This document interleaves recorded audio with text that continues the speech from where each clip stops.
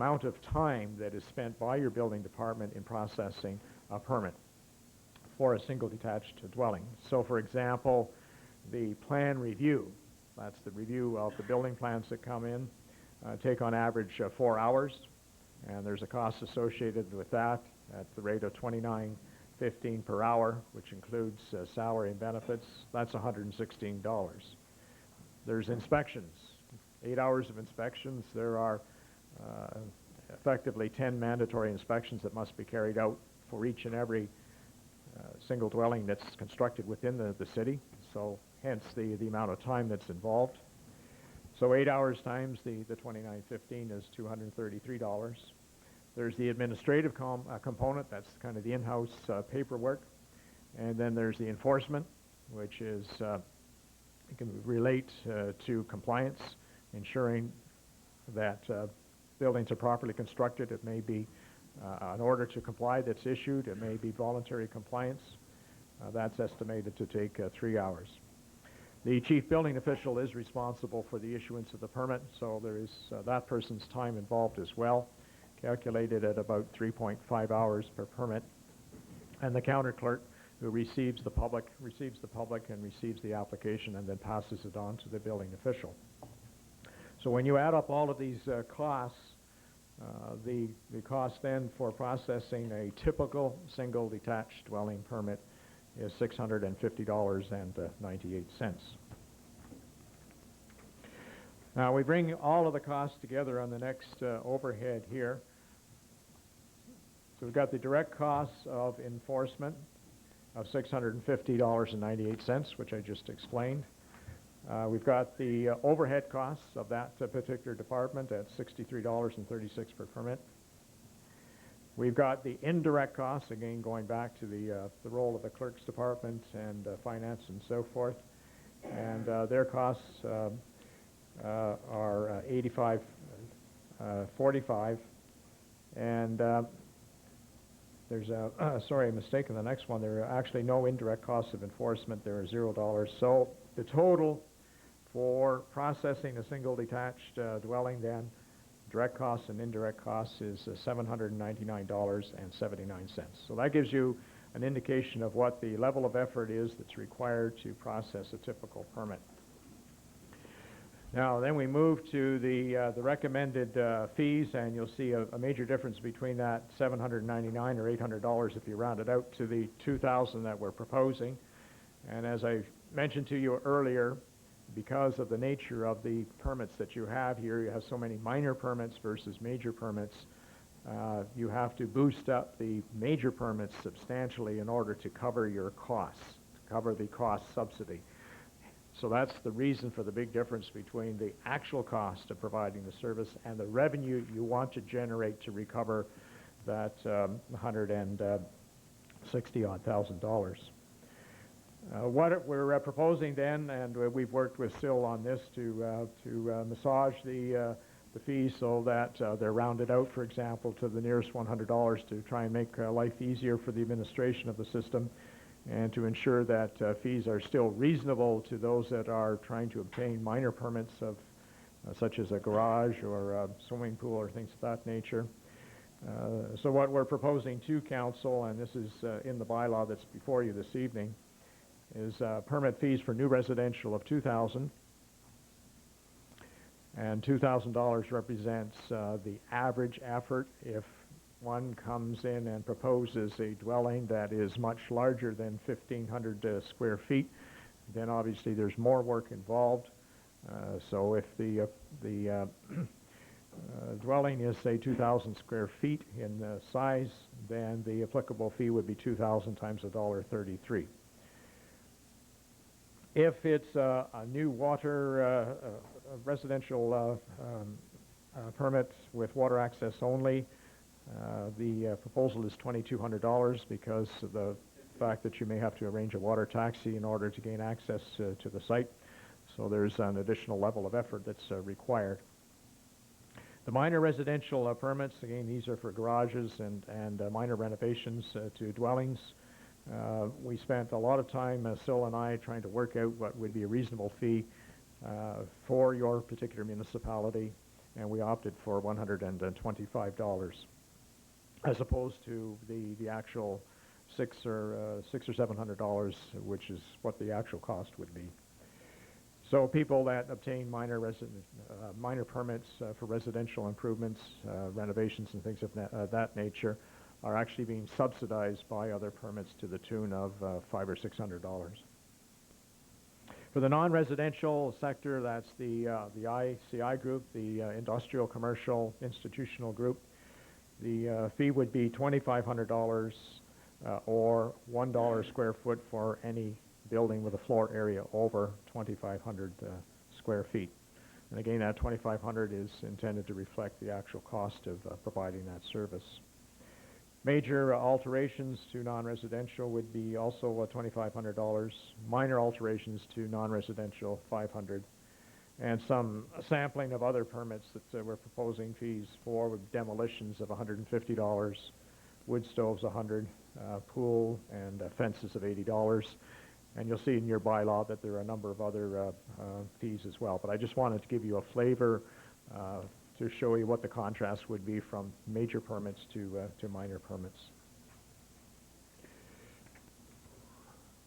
The where to from here, Council is considering the adoption of the bylaw this evening, and they certainly have the option of doing that once you've completed this public meeting. One of the other things you may wish to consider, or Treasury may wish to consider, is the establishment of a reserve fund. And it's a fund that can be used to accumulate excess revenues if you receive them from building permits, but it's a reserve fund that must be applied only to building-related expenses. And this is where abuse had occurred in the past in Ontario, and why this legislation was brought in the first place, because municipalities were generating excess funds and using those for other types of municipal expenditures, sewer, water, totally unrelated to the service of building permits. The reserve fund that would be established under the Building Code Act in this particular circumstance would be strictly for operational and or capital costs related to the building service. Now, part of those funds could be allocated to the indirect costs as well. So if the finance department is purchasing new computer equipment, and part of that equipment would be used, or that equipment would be used in part for your budget, including the building department, so then a prorated portion of that funding could come from that reserve fund because it's building related. And the other obligation, as I indicated earlier, is to prepare an annual report. So the first quarter of each year, the building department and or Treasury would be responsible for preparing an annual report. So that, in a nutshell, members of council and members of the public, is our report. Thank you very much, Mr. Tonick. Just for the benefit of the citizens who are tuning in to us now, the reason we have this overlap, because since about 6:30 p.m. this evening, Council has been sitting to consider a bylaw to establish building permit fees for the City of Elliot Lake pursuing to the Building Code Act.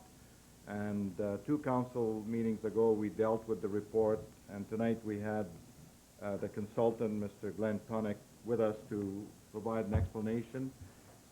So I will ask now any members of the public that are here tonight that wish to speak to this public meeting regarding the proposed bylaw to do so now, simply by coming up to the podium and providing us with your name, and then your comment will be noted by the clerk. Have you received any comments on this bylaw, Mrs. Craig? No, I have received no comments. No Thank comments. you.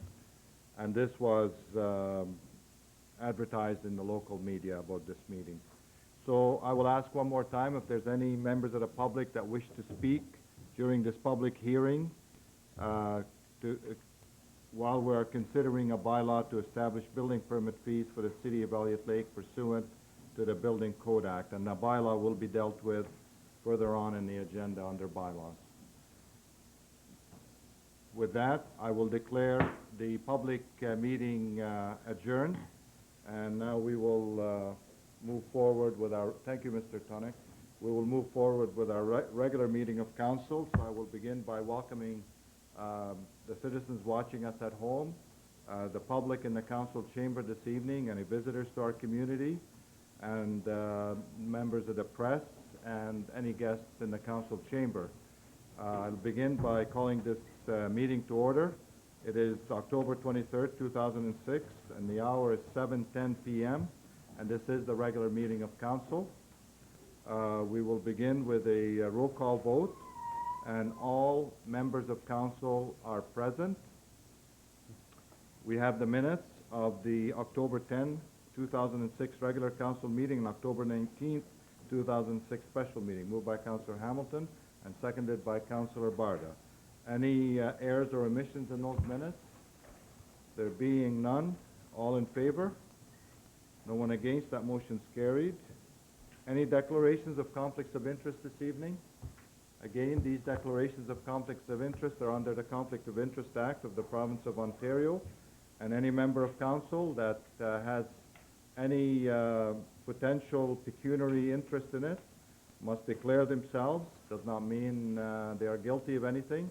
Simply they're notifying the public that they do have the potential, and they will refrain from any discussions or otherwise influencing the debate. If this was to be an in-camera, yes, Councillor Reinhardt? I'm looking at the addendum, which is not part of our agenda yet, and I see something in there that I haven't had time to read it fully. You can declare at any time as we move forward with Yeah, okay, this. I'd like to look at it a little more, Okay, so I may yeah. be declaring later on that. Yeah, that's fine. Thanks. Just for the public, if this meeting was an in-camera session, then the council member will have to leave the room while the discussion takes place. But while it's a public meeting with the media here and the public, then the council, member of council may just refrain from any discussion. So I will ask one more time, any declarations of conflicts of interest? Since there are none, we'll proceed with the public presentations. We have 4 public presentations this evening. So I will ask everyone to adhere to the 10-minute limit if you can, please. That is excluding any give and take from council, but the actual presentation should be in the 10-minute range.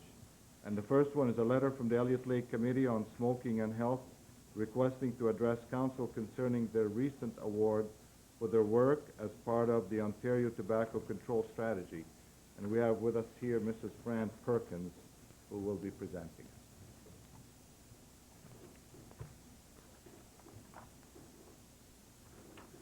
Good evening. Your Worship, members of council, ladies and gentlemen, and public at home. My name is Fran Perkins. I've been a member of the Elliot Lake Committee on Smoking and Health for about 8 years. My purpose in being here tonight on behalf of the committee is to publicize both to council and to our many committee members and to the public of a recent award that was made in our community. Many of you may be aware of the late Heather Crow, an Ottawa waitress who recently died from tobacco-induced lung cancer, acquired while working in a smoky environment for 40 years. Prior to her death, Heather Crow spent much time at speaking engagements and was seen in several TV commercials promoting smoke-free workplaces and public places. An award was created in her name and has been presented to many groups and individuals in the province who've worked towards the successful implementation of the Smoke-Free Ontario Act.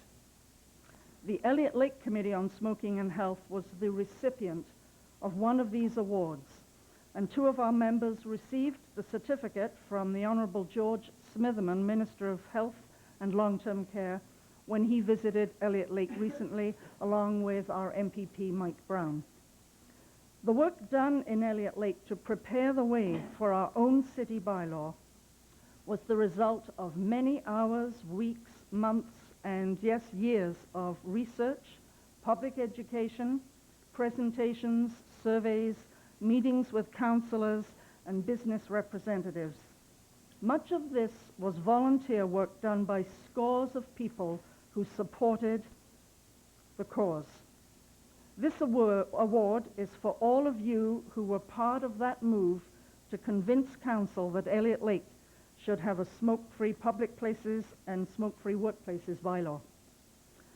There were perhaps only a few of us who became the public voice for the group, but without the many supporters and the volunteers who gave of their time, the end result may not have been possible. We would like this Heather Crow Award to be displayed in a public place in the city. We would ask at either City Hall or maybe the Civic Center, so that all those who were part of the effort can appreciate it. And I would like to leave it with you, Mayor Farku, and maybe your administration could make that decision. And Thank you very much, Mrs. Perkins, and I would like to congratulate you and your colleagues. How time changed was 3 short years ago, when on the eve of the last council elections, that we had all the controversy and all the issues that went with the banning smoking in the city of Elliot Lake. So I want to congratulate you and Mrs. Baudet and the rest of the staff at the Algoma Health Unit. And of course, a number of our councillors also worked with you because everyone now accepts this as a fact of life, living in a civilized society, that you can't blow smoke in people's face and cause harm to them with secondhand smoke. So you are to be congratulated along with everybody who put the effort in to make this possible. Okay. And I will proudly receive that from you and have it displayed somewhere within the municipality. Thank you very much. Congratulations.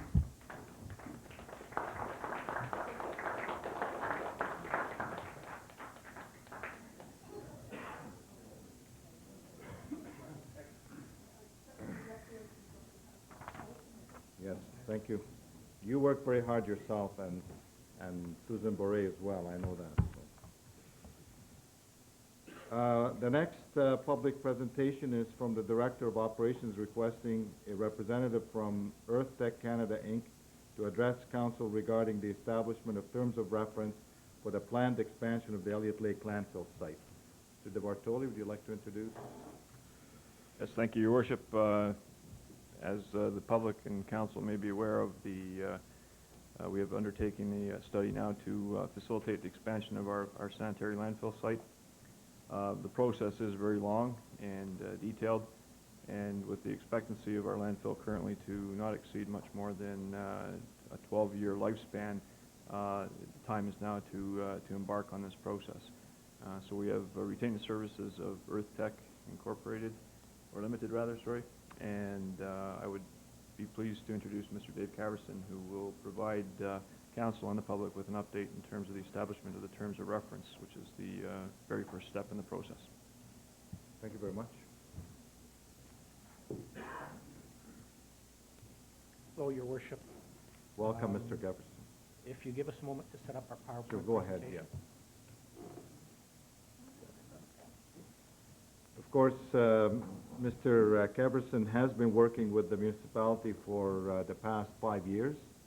He completed an in-depth review of our entire waste management system, and I know the committee is working its way through it, and this is now one of the top priorities, which is to extend the life expectancy of our current landfill site. But there are other, included in this, there's other initiatives that will be shown how we can extend it, not only physically, but by the process we follow, diversion, etc. So it'll be a very interesting presentation, and it will allow the public to see the initiatives that are currently underway.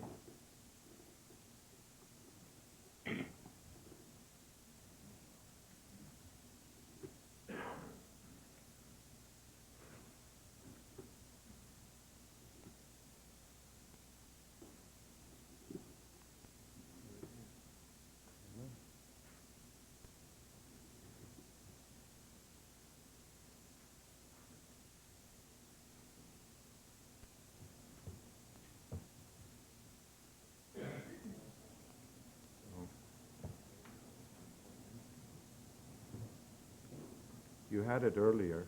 Yeah.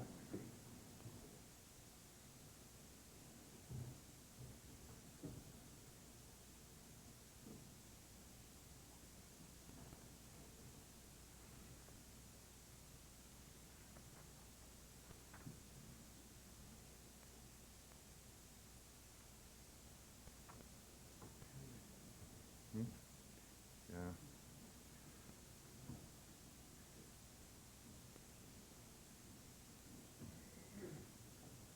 I wonder if we can just turn the regular feed on and we can maybe just move in with another item for the time being. Yeah. Well, I will go, yeah, the PowerPoint. Okay, and while we're waiting for the PowerPoint presentation to be presented, I'm going to skip through the public presentations and come back to them, because the second presentation is also a PowerPoint, and the fourth presentation rather is to be made by Mr. Gagnon, who's trying to get the system going. So we'll go right to item 1 on the agenda, and then we'll come back to the presentation. And item 1 we have is a letter from the MPP for Oxford requesting a resolution of support petitioning the provincial government to balance the delivery of municipal services with the ability to pay by expediting the promised provincial municipal fiscal and service review. And this letter is from Ernie Hardeman. He's the MPP for Oxford, and in it he's talking about the need to balance the delivery of municipal services with the ability to pay is urgent. The last study of provincial municipal services was completed almost 10 years ago.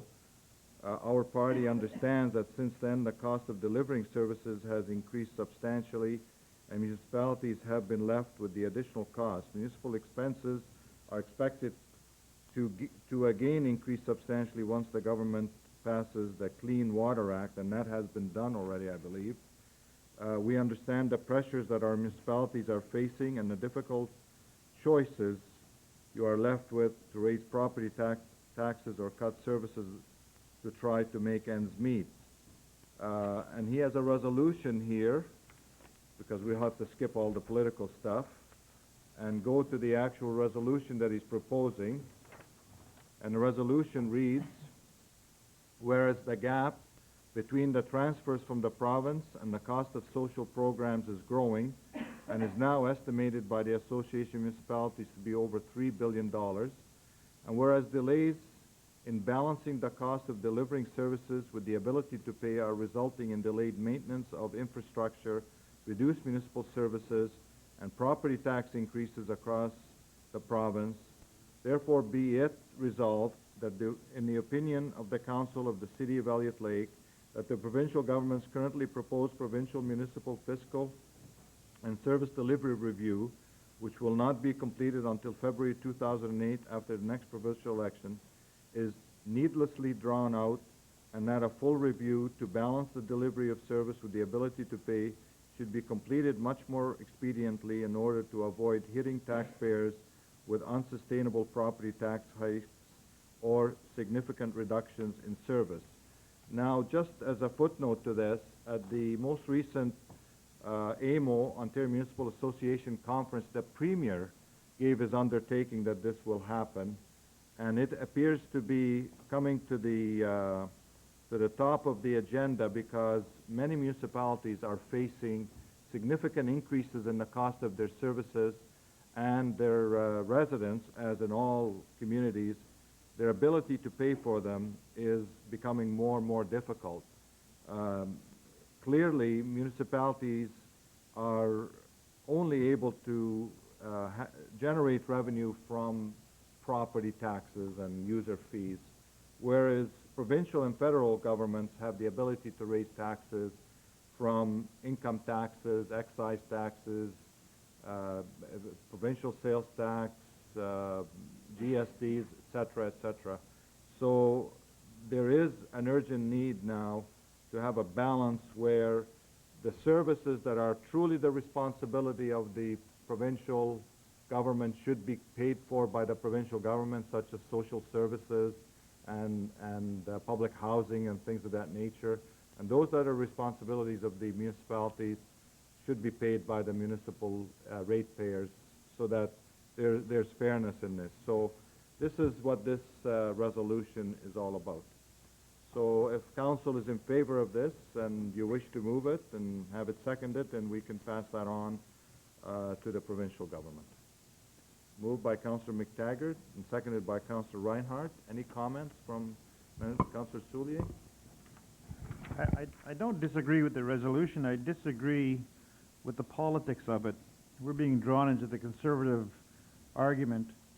I know there is a problem, even because we sit on the Algoma District Social Services Board with social services, but it seems to me that the Conservative government and the Liberals sitting in the House have already had a vote on this, and that's their party politics. They're coming back now to the grassroots when they're in problems. I don't agree with the way they're doing it. I agree with the resolution, but not with the way they're doing it. Okay, Councillor Reinhardt, give us the conservative perspective. Well, I think it's interesting that we've had lots of resolutions like this that were driven out of MPs' offices. This isn't anything new, so we shouldn't pretend like it is new, and that politics is new. It's a good idea, and I'll tell you why. From my perspective, anyway. This is one of the driving forces, if you go back and remember, behind us making the conversion from an Elliot Lake Police Force to the OPP. We found that meeting the standards, the ever-rising standards from a small police detachment with always increases in the level of service that we needed, we did not have our police force was not on the scale that could give us any efficiency. We're finding the same thing with ambulance. We have to, in Algoma, have response times with ambulances that are driving costs per ambulance call to $7,500 per call in Dubreuilville. And we've already had judgments come out of the provincial courts that says that ability to pay is not, we're not allowed to use that as whether we supply the service or not. You have to respond within 17 minutes, 19 times out of 20 or something like that. So we know that on one hand, the province is hitting us and has been, and it isn't unique to the party that's in power now. We're not supposed to criticize, by the way. And I don't mean that critically. It's not reserved to them. Parties in the past have done the same thing to us. In fact, it was the previous government that raised the standards on ambulance through the stratosphere. You'll remember that they took off, we can't have ambulance attendants anymore. All of a sudden they came out, we had to have paramedics. So we have in Dubreuilville, where they get as many calls in a year as Elliot Lake probably does in a week or 2 weeks. Paramedics sitting up there, where we used to have ambulance attendants that were working guys that worked at the mill, that worked overtime. The system worked fine. And all of a sudden we've got this super expensive system in place because we cannot use ability to pay as how we supply a service anywhere in Algoma. Those are things that have had a big impact on taxes in Algoma. Really huge impact. The cost of ambulance, our treasurer can tell us, has gone up right out through the roof since we took it over. It's also interesting to note the provincial government handed over the ambulance service and then drove the standards through the roof.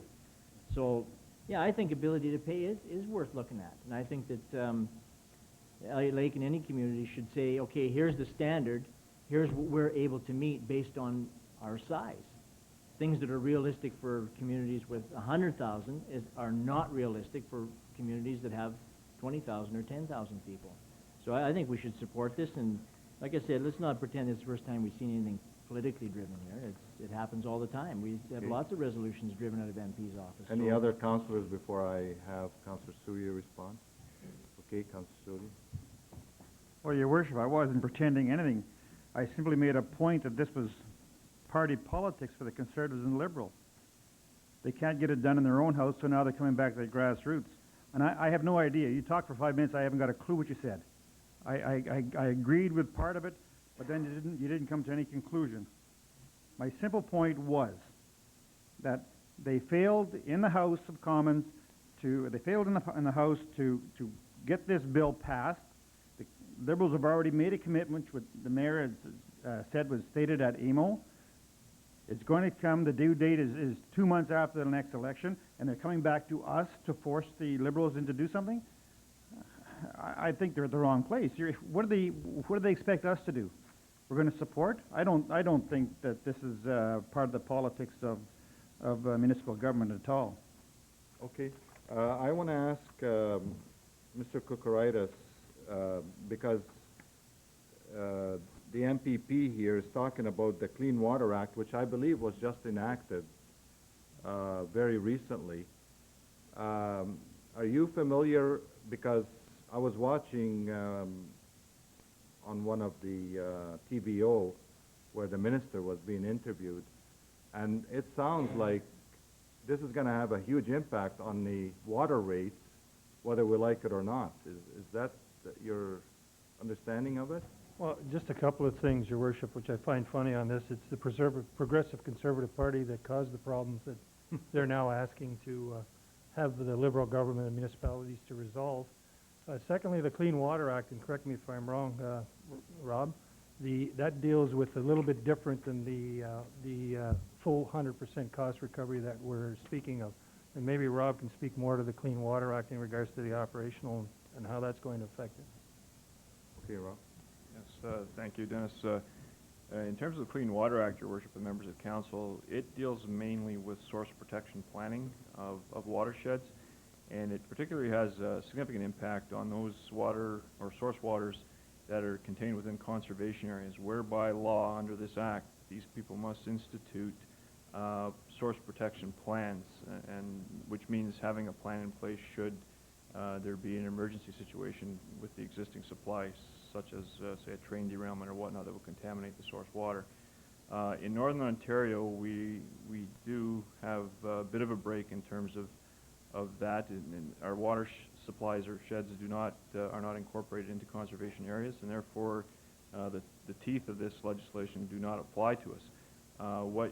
If Council recalls, what we have done not too long ago is engage the services of a consultant to partake in a provincially funded study to develop source water protection plans for our drinking water supply should the criteria of a screening process be met. So basically what we're doing here in Northern Ontario is we're looking at our water supplies, evaluating the risks in the immediate area of the water supply, and then from there we will be determining whether or not we have to engage in full source protection plans. However, people that are in conservation areas in Southern Ontario do not really have a choice in this matter.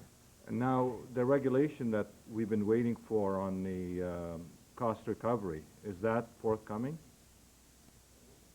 I haven't heard a peep since June, Your Worship, when I attended the conference, and there's absolutely nothing coming out of the ministry in relation to where they're at in regards to status, whether it's going to be enacted, whether there's going to be a white paper, which we heard about to get consultation from municipalities. There's absolutely nothing on the radar. So conceivably, they can come up with this regulation and basically make our water rates jump by 50% or 100% because of the cost recovery for capital investment. Well, the intent of that whole 100% cost recovery was to group northern municipalities into clusters. Our cluster would be with Sault Ste. Marie if we agreed to it. And the only question I posed to the Minister of Public Infrastructure and Renewal was, once these clusters are established, if they do, they would be pulled away from the political arena.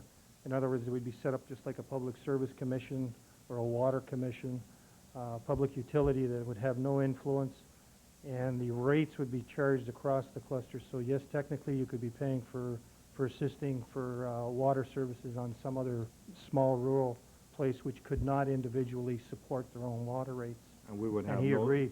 and we would have no control over that. That's correct. That's the intent that they're going to, or was in the last paper that was passed from the Okay. minister. We diverted a little bit because it's all interrelated. So any other discussions on the proposed resolution which has been moved and seconded? Councillor Hamilton? Thank you, Your Worship. Yeah, this thing has taken a couple of twists and turns here this evening. I simply think that what we may want to do is entertain an amendment to this resolution that simply says that we have the province upload those various services you talked about, Councillor Reinhardt, back to where they rightfully belong, and that's within the provincial purview. This is just a roundabout way of saying that. So if we want to say it, let's say it clear, and let's say it frankly. Take those services back and pay for them, then we will do what we best do with taxpayers' money here, and that's pay for the critical services that belong here. I think this is just a wee too much wordsmithing. Let's simply make it simple. And that's my recommendation, that we write an amendment to this that actually says that. Well, we have a mover and seconder. Do you agree to a friendly amendment, or do you wish this to be a voted amendment? I agree to a friendly amendment. I don't want to make it a political thing. I want it to be, I think what Councillor Hamilton just said would be fine. just want to add to this. I think you therefore be it resolved out and just simply ask that they upload those critical services that were downloaded over the years to cause this problem in the first place. That would resolve our problem. And you can list them accordingly, as you said, land ambulance and those kinds of things. And that simply would get the resolution. Okay, do you have that, Mrs. Sprague? Okay. Okay, it's a friendly amendment. In effect, it takes and simplifies the final whereas to upload provincially responsible services back to the provincial government. Is that what you want? Which we all know it's things like ambulance, social services, public housing, daycare, and all the other stuff that are social in nature. Okay, everybody heard that? All those in favor? Against? Motion's carried. Now we can have our public presentation from Mr. Dave Caverson from EarthTech Canada regarding the expansion of the landfill site.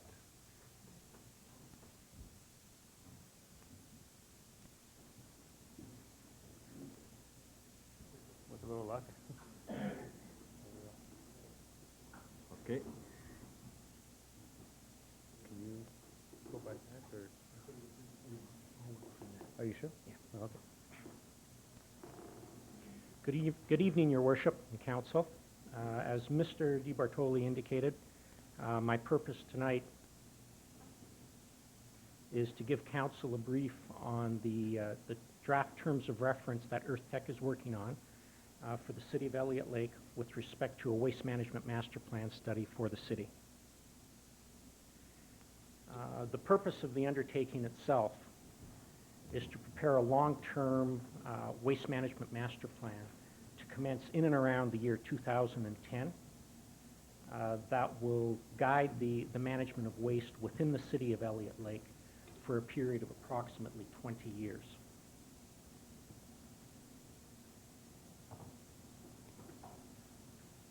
The proposed undertaking coming out of this particular waste management master plan is at a minimum a facility capable of managing, accepting the city's residual wastes for disposal over a 20 to 25 year period. In other words, from the year 2010 to 2035.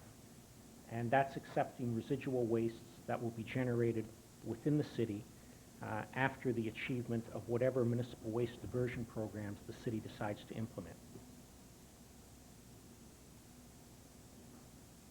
One of the things we have to do in obtaining Environmental Assessment Act approval,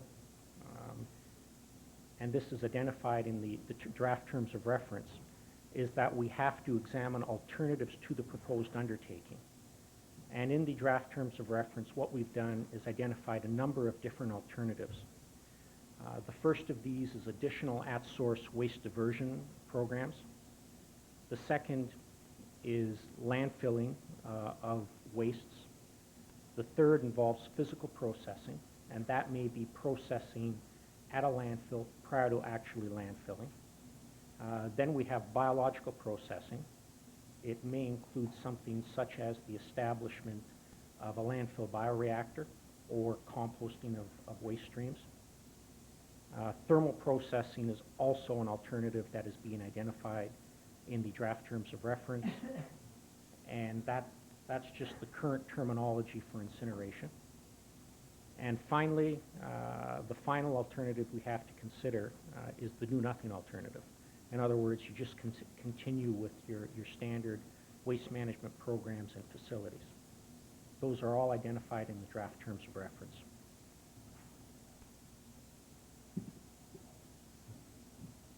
Frozen.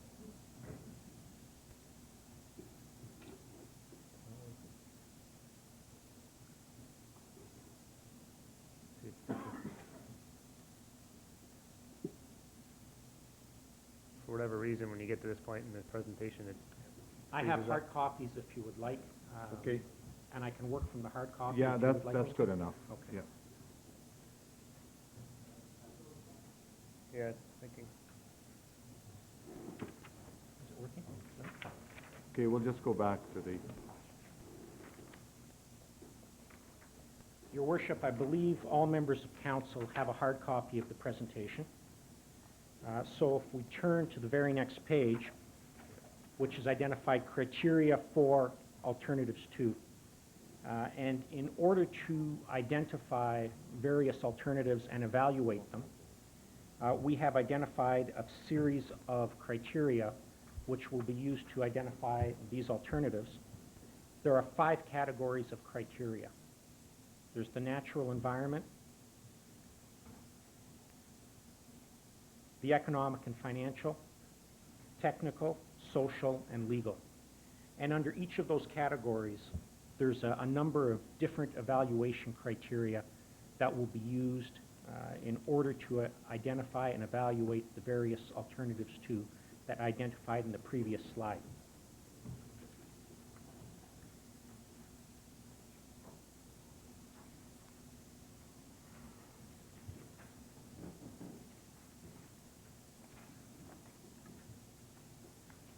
Is it working?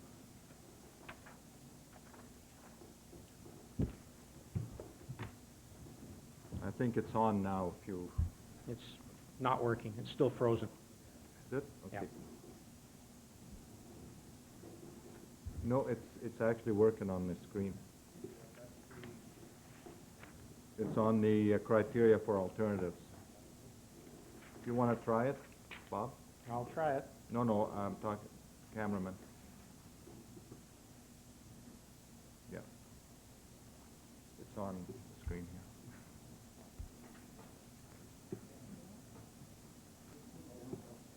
here. Okay? It's not working for me. I can't control it from here. Okay, so you can't move it to the next Nope. screen? I can't scroll it. Okay. Is that including the mouse and the enter, or? There you go, it's I working. can't see them too.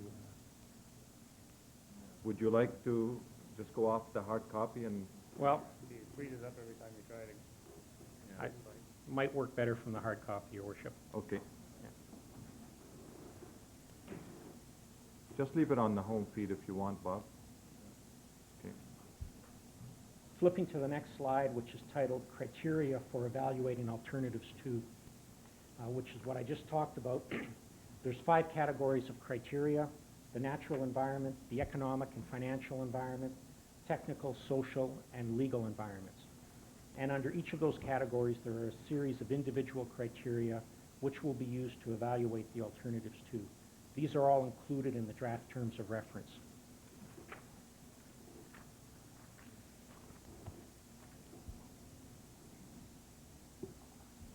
Within those draft terms of reference, one of the things we have to do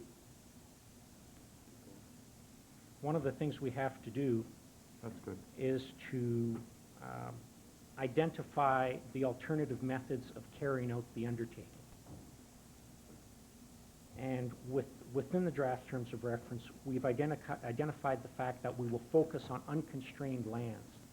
Those are lands that are publicly owned and at a minimum meet the site size and configuration requirements, or lands that are offered by willing hosts that meet the site size and configuration requirement. Flipping over to the next slide, we have a slide that comes directly from the draft terms of reference. It is figure 4.1, and it's titled Landfill Site Selection Process. Basically, it's a graphical presentation of how the study itself will work. We're basically at level 1. We're working on the terms of reference. Those terms of reference, once finalized, accepted by council and finalized, will be submitted to the Ministry of the Environment for approval. Once approved by the Ministry of the Environment, the city may then begin the study in which to find a long-term disposal site for the city and get approval for its waste management master plan. Once the terms of reference are approved by the Ministry, you will go into a series of other steps. The first one is level 2, where we identify candidate areas for potential waste disposal sites. At that level, we're flying fairly high. We're looking at areas in general, and we're also looking to develop a long list of sites that could potentially serve the city in the long term. From there, we move to levels 3 and 4, where we identify the short list of candidate sites, and then do further work to select from the short list the preferred site. At that point in time, you'll be making a submission to the Ministry based on the results of the master planning process itself to obtain environmental assessment approval for the study itself. In identifying the candidate areas, flipping slides, please. In identifying the candidate areas within the draft terms of reference, we've included a series of exclusionary criteria, and those are the criteria that will be used to identify your candidate areas. From the candidate areas, we'll end up selecting a long list of potential sites that will be evaluated using the criteria on the next slide.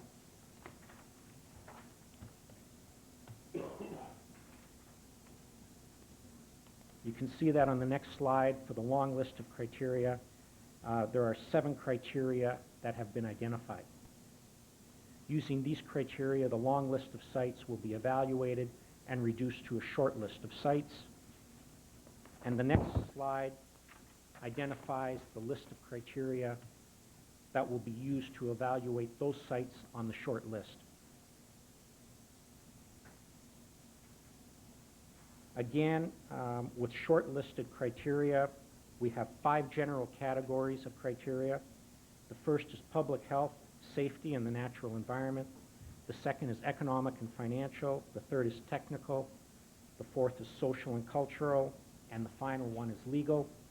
And within each of these general categories, there are a number of different evaluation criteria that will be applied against the sites on the short list.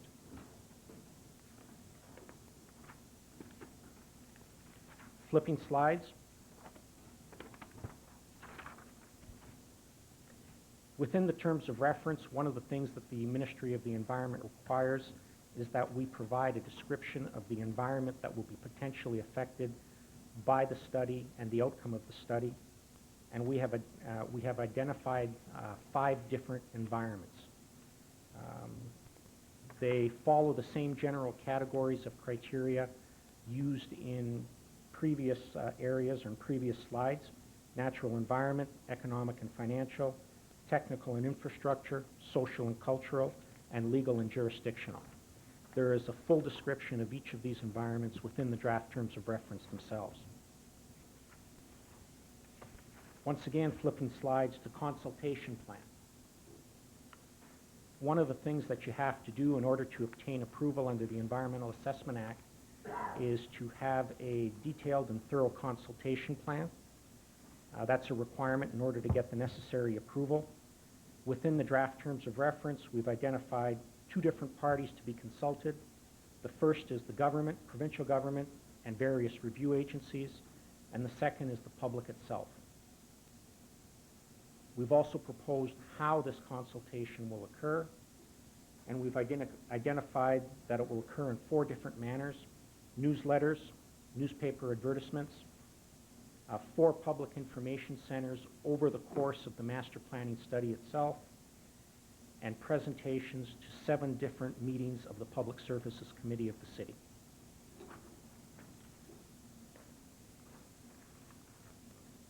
The draft terms of reference also identify and describe a monitoring strategy that the city will implement once the study is completed.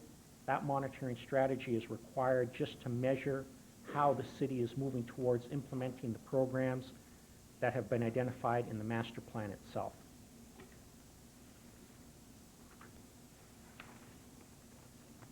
Flipping slides to a slide titled Modification to Terms of Reference. The terms of reference are being prepared by the city. That's an advantage over the way it was in the past, where the Ministry of the Environment imposed terms of reference on the municipalities. Within the draft terms of reference that we have prepared, we have included a section that describes how modifications to the terms of reference will occur and what modifications can be implemented by the city without having to go back to the Ministry of the Environment for additional approval. We have identified a number of different modifications that can be undertaken by the city, and they include things such as adding additional proponents to the study, expanding upon the problem or opportunity statement of the study, examining additional alternatives, and revisions to the study area, amongst others.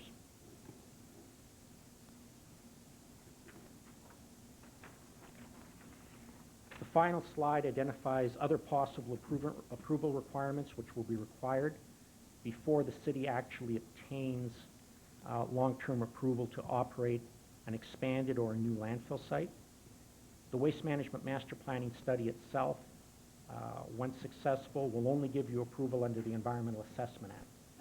At a minimum, before you can operate an expanded landfill or a new landfill, you'll also need approval under the Environmental Protection Act. Plus, you might also need approval from a number of different other acts that have listed on this particular slide. You will not necessarily need those approvals.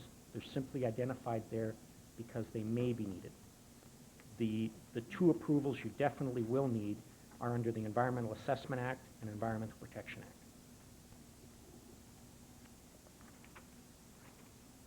That's my presentation, Your Worship. If you have any questions. Thank you very much.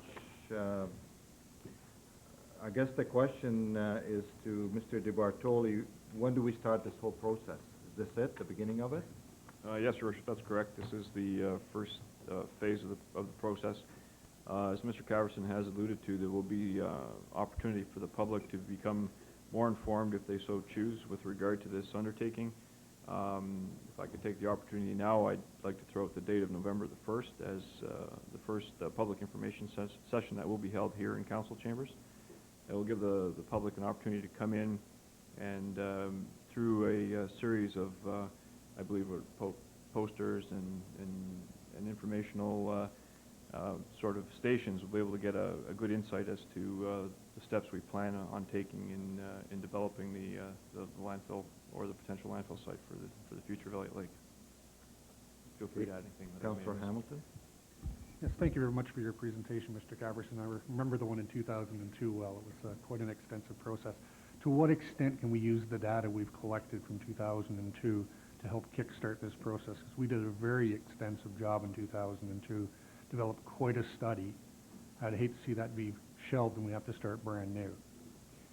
That data will not be used at this stage, which is strictly preparation of the terms of reference, but it will be used once you get into the actual study itself. It will form the basis or foundation from which we work.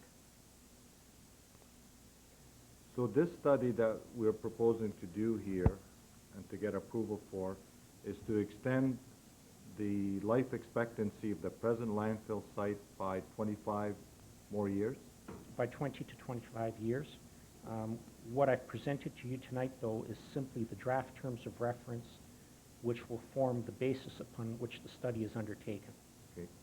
Okay?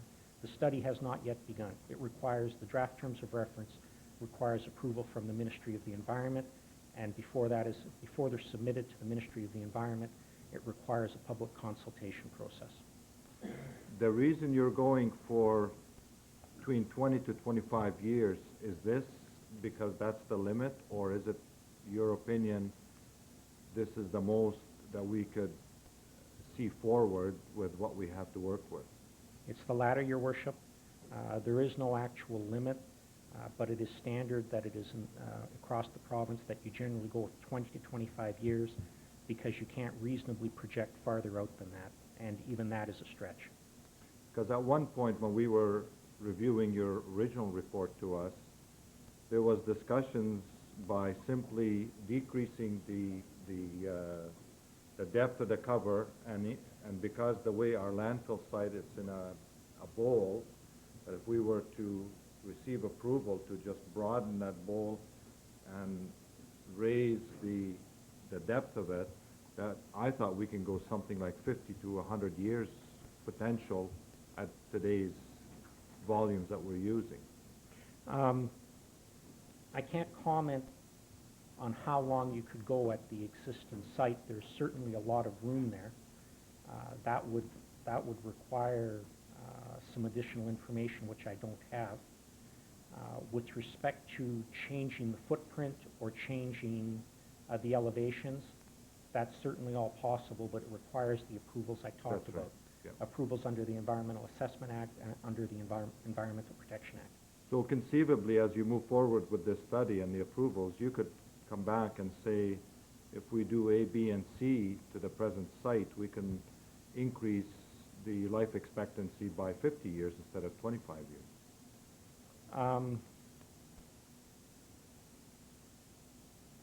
Well, conceivably, I would say that anything is possible, but the study will be based on a defined term, and what we're proposing is a 20 to 25-year period. We have to select a set term, and as I indicated, standard practice across the province is to select periods of 20 to 25 years.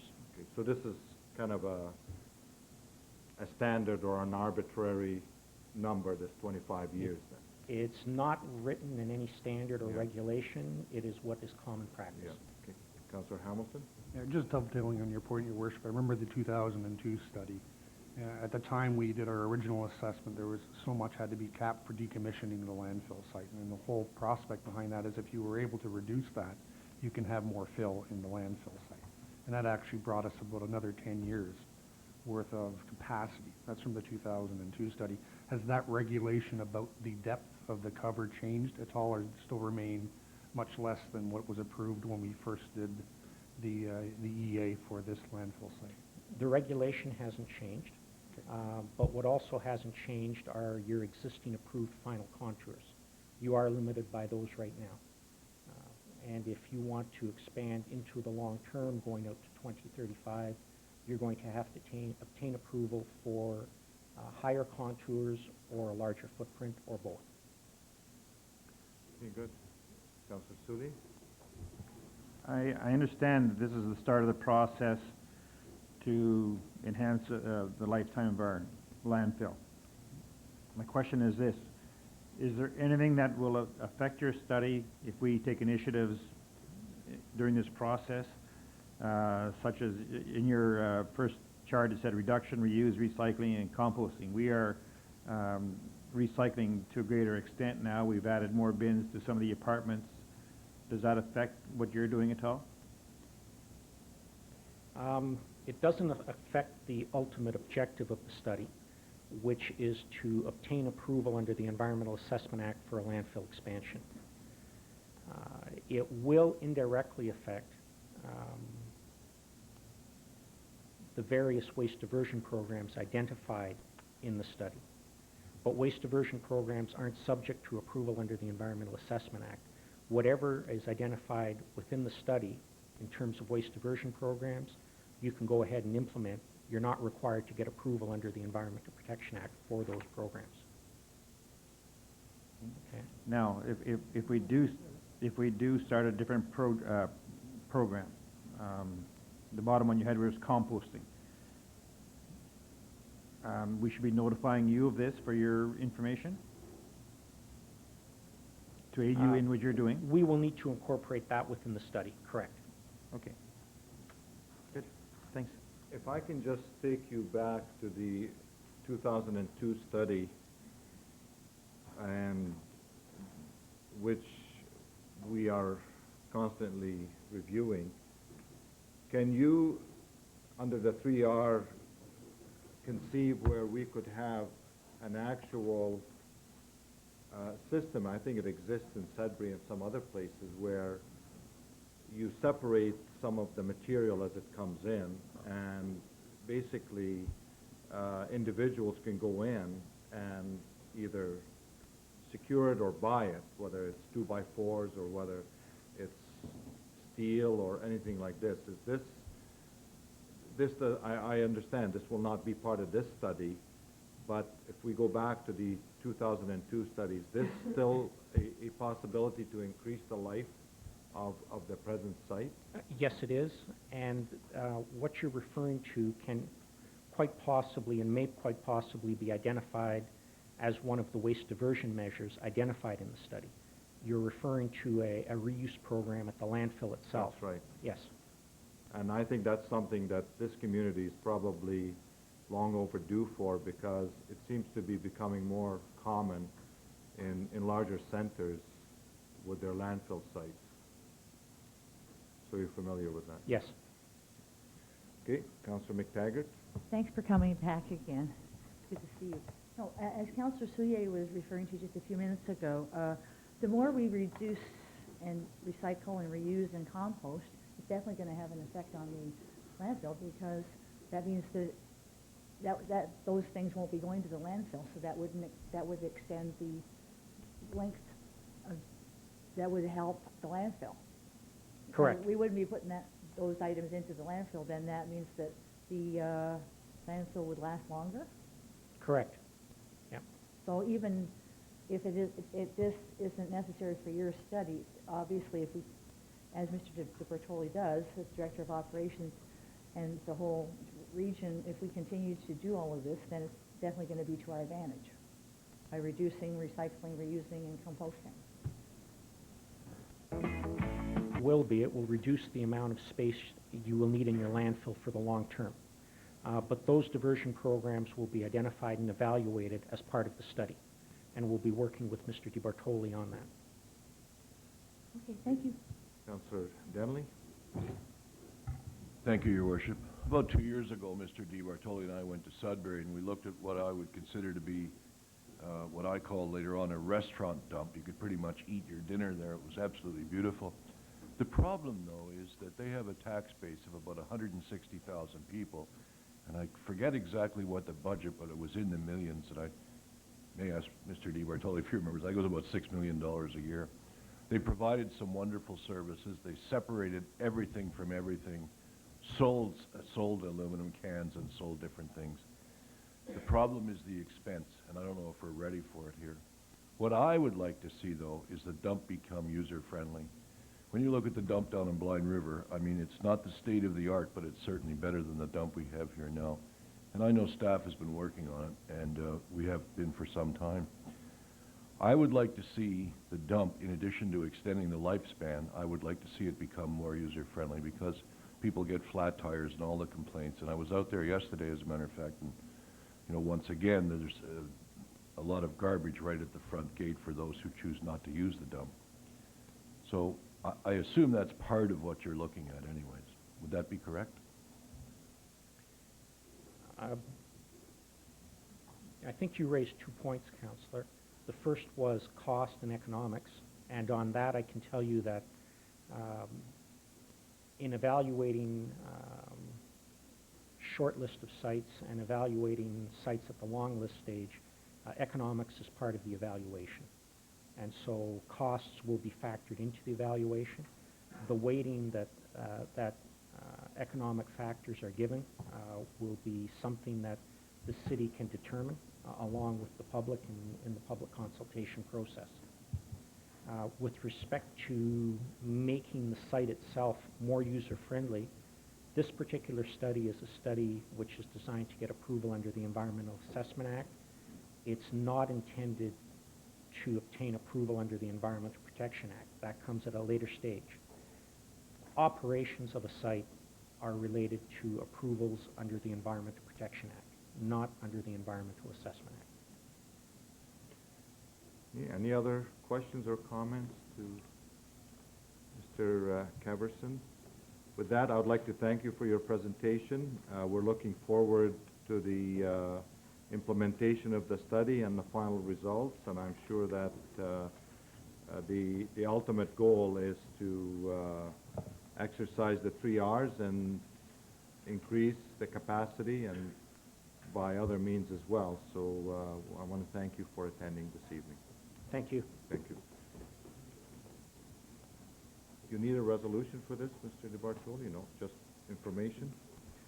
Next, we have a letter from the fire chief requesting to show a short video regarding a fatal fire which occurred at Camp Borden and to update council on the fire prevention smoke alarm program. Thank you, Your Worship, Council. April 1st, 2006, the fire code was changed to have working smoke alarms on each level of the home. It's now the law. This year, our efforts have been pointed towards education of the public on the new fire code requirements rather than lay charges. We'd like to see all homes in Elliot Lake protected with smoke alarms. This month, during Fire Promotion Week,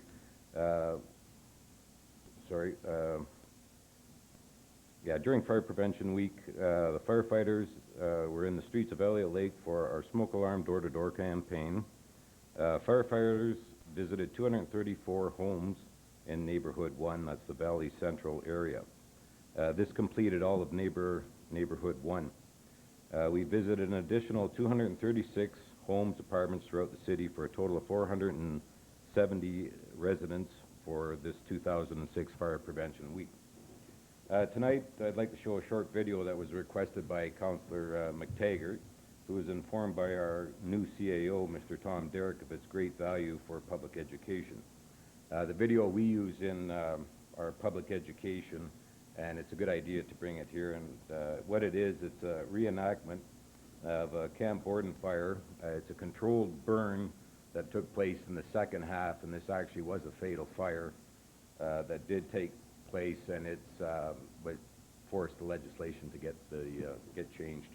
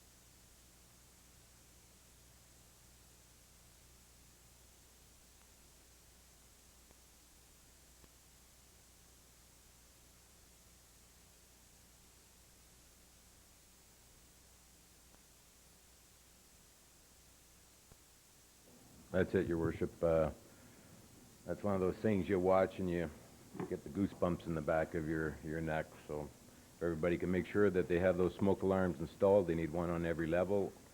Or if you have two separate parts of your house that have bedrooms on each side, you need one on each end of the home as well. So as you can see the importance of it, and if there's any questions, I'd be glad to answer them. Okay, yes, Councillor McTaggart. Don't have, well, I do have, thank you very much, Chief Officer, for bringing that film here. The reason why the one in Camp Borden got away so quickly was what they said, there was no smoke detector on the first floor. Is that what was it they have? And it was the one, they had one on the second floor, and is that right? And that's the one that they reacted to, but... Yeah, that's correct. As you've seen in the video, it was about 50 seconds for that second alarm to go off. And as you've seen how fast that fire grew, it's very close. We had a fatal here, or double fatal last year, and it's with the stairs getting blocked, and you can see how fast that can happen. That's why it's so important to have the early detection. And, you know, good housekeeping, and as they said, prevention. Make sure, you know, like when you've seen in that video, there wasn't any items on the floor, or a lot of the things were removed, so that's all added fuel load. If you think back even 20 years ago, a lot of the materials in the homes were made of wood. There weren't, you know, 3 or 4 computers in the home. There's almost a TV in every room now. These things all add to the fuel load. And, of course, with the polys and the plastics in the homes these days, it really contributes fast. And as you've seen the flashover, well, that's nobody's going to survive that. So. Thank you very much, Chief Officer. Next presentation is from the Director of Projects, Tourism and Leisure, requesting to update Council on the Business Retention and Expansion Project. Thank you, Your Worship. Just thought it was an appropriate time to notify Council that we've finally reached our target of 100 business surveys. As Council is aware, the BR&E project has been ongoing throughout the summer, a business retention and expansion. That's a project where volunteers and staff went through a very in-depth study with a survey with business owners, and we've reached 100 surveys completed. Those covering a cross-sector of all the industry sectors in the community. That represents approximately, at a minimum, 25% of businesses in town, so that's a rather large sample size, very aggressive. And those reports are finally done now. We've assembled the tally report, which is available online, and I just thought I would throw out a few samples to Council this evening. It's available online to any members of the public or Council who wish to review it. 73% of businesses in Elliot Lake rate the community as an excellent or a good place to do business, which of course means 27% rate it as fair to poor. 43% have changed their views in the last 3 years, with 21% being more positive and 22% being more negative. Some of the barriers to growth that have been identified, some of the obvious ones, 68% of businesses have noted some kind of skilled labor shortage. 43% have concerns with municipal taxes. 35% have concerns with the insurance rates. 47%, this is interesting from my perspective, say that events have a positive impact on their business. 5% say they have a negative impact, and 48% say that there's no impact from special events. 38% of businesses have more employees now than they did 3 years ago, which is a good sign. 48% plan to stay the same size in the next 3 years, and 45% plan to expand, which at first glance could be problematic if we have a skilled labor shortage with 45% of businesses looking to expand. These are the types of issues that the leadership team and the task force will be dealing with in the coming weeks and months as we try to look at this data, figure out what it tells us, and how we can move forward to make recommendations to improve our strategic planning in 2007 and beyond.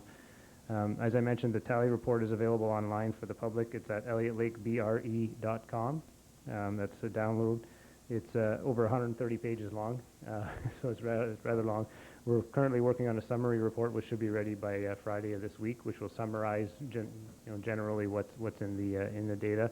And as I mentioned, the task force is going to be meeting in the coming weeks to try to disseminate all this data, and we'll also be holding public meetings in late November where we'll be asking the public for their input to come in and provide any comments or recommendations they see coming out of these surveys as well. Council has any questions? Councillor McTaggart? 138 pages, actually. And the questionnaire, I was impressed, the questionnaire is 60 pages. How did you talk people into filling that out? It was it's a long process. We had a training with staff and some hardy team of volunteers. It takes about an hour and a half on average. Some surveys ended up being over 3 hours long, and some of them were ran through in 45 minutes to an hour. Well, I think that's very impressive because when I saw how even the questionnaire itself was 60 pages. Certainly, I mean, yeah. most people, an awful lot of people just, Yeah, well, most of put the it time in we file do it it with under- it was done with the buddy system, so there was a surveyor asking the questions and it was a note taker, so that sped things up. We were trying to establish basically a rapport with the business owner where it was a conversation. You're just having a conversation about the questions, and in some cases business owners would skip a question or would be able to, the scribe would take notes and it would improve it a little bit. But it was an in-depth study based on the methodology provided by the province. So it was, Excellent. I'm partway through it, but when I saw that 60 pages, I thought, my gosh, that's wonderful. Well, good luck. You did a good job, Dan. Did you notice any different issues from different sectors in the business community? To some degree, yes. The skilled labor shortage, actually, it's funny, the skilled labor shortage runs across all sectors, and I have to admit we haven't gone through each sector in as much detail as I should have. Some of the task force members are still working on that as we speak. I would presume that some of the questions about the events, the impact of the events, are based on the type of location primarily of the business that's being impacted, the type of events that might be impacting them, such things like that of that nature. We're looking at those issues now and trying to determine. Of course, the location is also important. The transit service would impact some businesses more than others. We should note that all these the responses are generic. We don't know the exact businesses that made any comments, so we have to guess to some degree in some cases. But that's built for obvious confidentiality built into the process. So all these action plans and recommendations will be coming back to council and to the other partner organizations as well, the Chamber of Commerce, ELNAS, the East Algoma CFDC, and of course the province, as we try to improve the business climate in Elliot Lake from here on. How many businesses, I know you interviewed 100, but how many were the total businesses that were available to you? It's difficult to have an exact number based on our online business directory that we have at the website and the Chamber of Commerce's directory. We had approximately 375 businesses that we could choose from, and of those 375, we reached the 100 randomly selected. We tried, based on the percentages of those businesses in certain sectors, we tried to mimic those sectors. So if there were 22 retail businesses or 22% of retail businesses in the community in our business directory, we ended up interviewing roughly 22 retail businesses. In some cases, we chose to oversample because let's say in the sector of manufacturing, we only have maybe 3 or 4, and we use the term manufacturing rather loosely. We did our best to interview all of them just because it's such a small sector and possibly a sector we'd like to see grow, so we wanted to get our best effort at getting as much information out of those particular businesses as possible. So, but that information will also be available in the final report for everyone to see. The 375 or approximately businesses, how many employees does that represent, including the owners and that? I would have to look at that. I'm guessing in the 3,000 range, 3,000 jobs. I have a reason for asking that question, because those are all new jobs since the mine's closed. Because all the jobs that existed in Elliot Lake prior to 1990 would have disappeared because they were all supporting the mines. So we, in effect, have 375 businesses that are successful in Elliot Lake, employing in the range of 3,000, which is an amazing story. True enough, yes. Yeah. So, and closing remarks, what do you have for us? Oh, just have a bit of a teaser, something that will be shown in the Wednesday edition of the Standard in more color and more detail, but I thought the public, given some of the concerns we've had about the parking in the Lower Plaza, would like to see the artist rendering of what that Lower Plaza parking lot will look like in the future. I'll have some hard copies provided to council and to members of the public in the gallery. But as I mentioned, this will be made public in the Wednesday edition of the Standard, and we'll be posting it online on our city's website as of Wednesday morning. I think this should show up appropriately on TV, but we'll see. Bob's help. So can you just maybe explain what we're looking at here? Sure. This is a view of what will be the lower plaza, let's say June of 2007, give or take. Some of the trees are rather large, depending on, we'll see how that goes. You have to remember this is an artist rendering, but something to this effect. Certainly the grass and the landscaping and the shrubbery will all be, actual size. This is a view of the lower plaza in the Elnos building from the current Rexall location in the lower plaza across from the LCBO. The raised area, of course, is the mound of fill that you see now currently in the lower plaza. The Elnos building will be the new clinic building, which has yet to be named. We have a Rexall logo on that building, but that's just, just the artist rendering, taking some liberties. You'll notice that there's a sidewalk on the lower parking. There's stairs going up to the raised area, and there's also a handicap accessible sort of phased ramp going up to the right with fairly attractive blocks, rocks holding up that part of the wall. I'm not sure what else. Quebec Road, of course, will be likely turned into a one-way between the Fireside Inn and the Elnos, just coming down so that we know that the traffic is coming down the hill from Ontario Avenue into the lower parking area. But you would be able to take a vehicle into that raised parking area from the TD Bank, go in that way and come out if you so choose. And that, one completed, adds 20 parking spaces to the downtown core? Overall, it adds 20 parking spaces that weren't there before we started, and it adds approximately 70 parking spaces that are of level access to the Elnos building, which, of course, as we know, before this project certainly was not the case. Good. And Councillor McTaggart? Yeah, Dan, people will be able to drive down Quebec.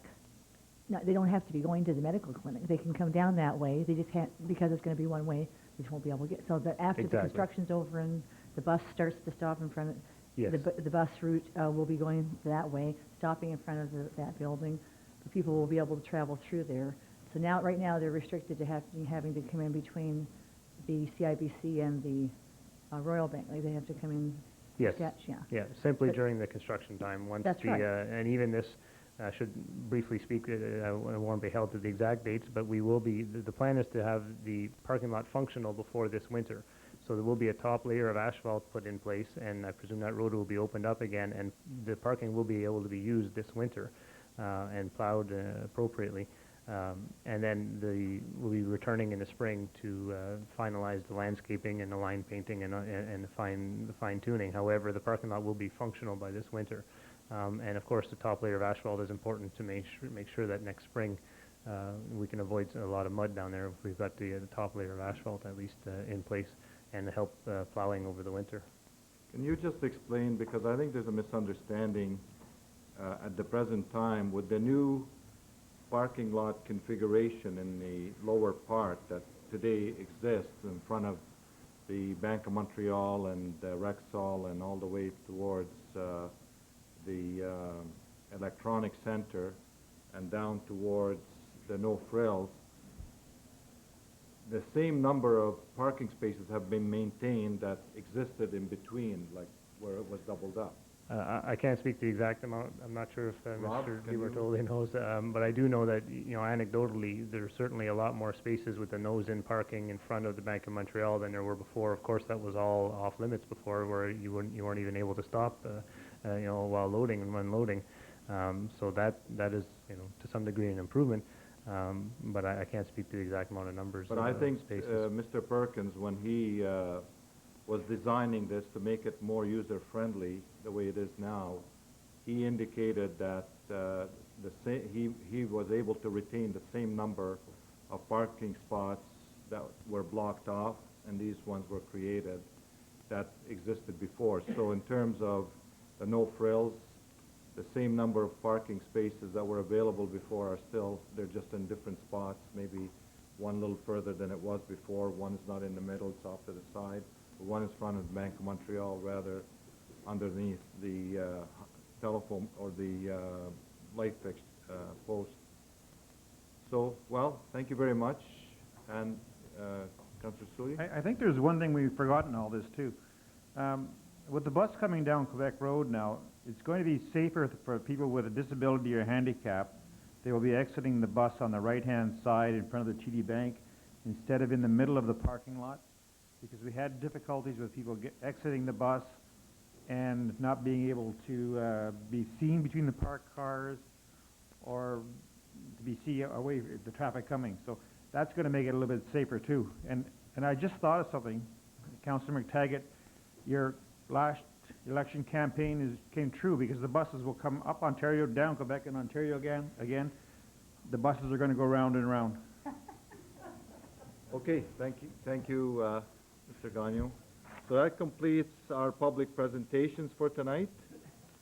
We'll move back to correspondence and reports. We've dealt with item 1. Item 2 is a letter from the coordinator of the Santa Claus Parade concerning services required for the Santa Claus Parade scheduled for Friday evening, November the 24th. And it's from Mrs. Darla Hennessy, and she's asking for the Elliot Lake Fire Department to transport our local dignitaries. I presume that's the old fire truck. And then the Collins Hall from 7 p.m. to 10 p.m. approximately, for the presentations of awards and to allow participants and onlookers to warm up. Since this is a municipal function, I'm assuming that the Collins Hall is made available for this purpose as usual. Okay, moved by Councillor Hamilton and second by Councillor Denley. Again, the date is November 24th, is the parade, and it starts at 7 p.m. And the Collins Hall is the final destination, where they will have hot chocolate, hot dogs, and things of that nature. Any questions? All in favor? No one against? The motion's carried. Report from the Director of Administrative Services concerning the final payout of the Mount Dufour Groomer Agreement. Would you like to speak to that, Mr. Kukuritis? Yes, Your Worship. I'll try to make it brief. Basically, the report gave a little bit of history for those councillors and maybe some members of the public who weren't here in the year roughly 2001, whereby the city, Elnos, and the Ski Hill signed an agreement to purchase a newer groomer for the Ski Hill in the $250,000 range. All the resolutions, etc., and reports are indicated in the report. At the time, the groomer was purchased in late September of 2001.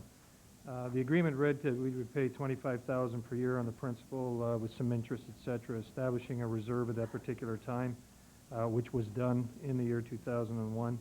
We paid 4 years on this, leaving about 150 principal balance outstanding on this, and that's exactly what's in the reserve.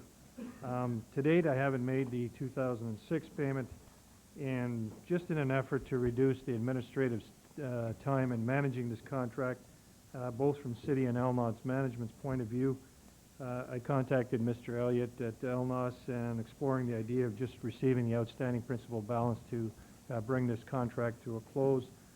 He was more in full agreement to do so, because it takes his time too to notify me that I forgot to make the payment, etc., to monitor the funding arrangements, etc., and the interest calculations all through this particular years. So given this concurrence with Elnos, I'm recommending that this report be received and accepted, and that you provide me the authorizations to conclude this particular agreement by issuing the final payment of $150 at Elnos, and that we subsequently close the Mount Dufour Ski Hill Reserve. There's no additional liability here. This whole thing was set up back in 2001. The reserve is there strictly to match the payments of $25,000 a year, but I'd rather just conclude it and end this particular arrangement. Councillor Hamilton? And I appreciate your concern, and it certainly looks like a good fiscal thing to do. My question is, we are in those provisions of lame duck, and we are limited by what we can spend. Would the provisions of lame duck prevent us from actually transferring those funds to this project? at $150,000? No, Councillor Hamilton, because the liability was incurred in 2001, so there's no additional liability being incurred in the nomination period, which reads in the Section 275 of the Act. It's simply just using what reserve funds were set up to cover that particular liability back in 2001 and ending the agreement, rather than do it in the next 5 years. Okay, are you moving? Do I have a seconder? Councillor Denley. Any questions, Councillor Sullivan? There's a different matter involved with this also. I can understand wanting to pay the bill out and the money's there anyway, and we're going to be saving some interest charges.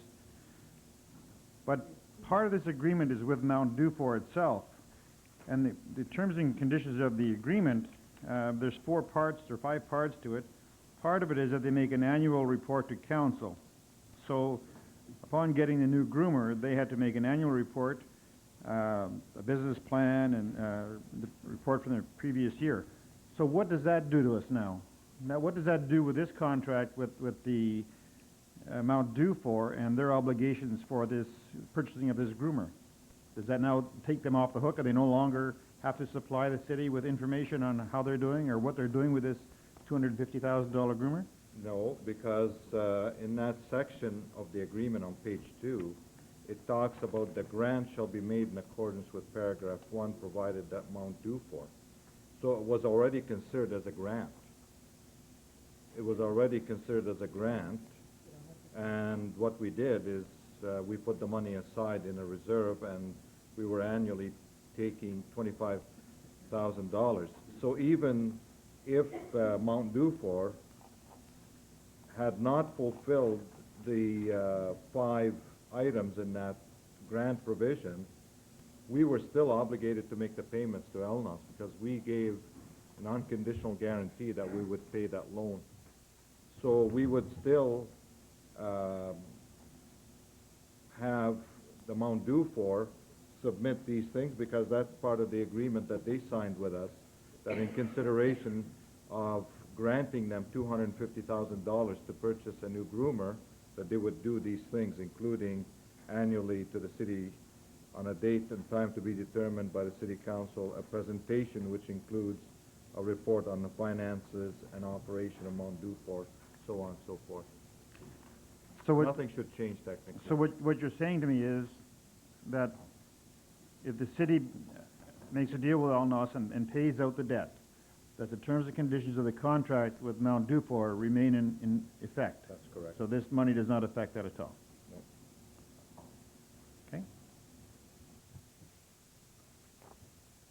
Any other comments, Councillor Reinhardt?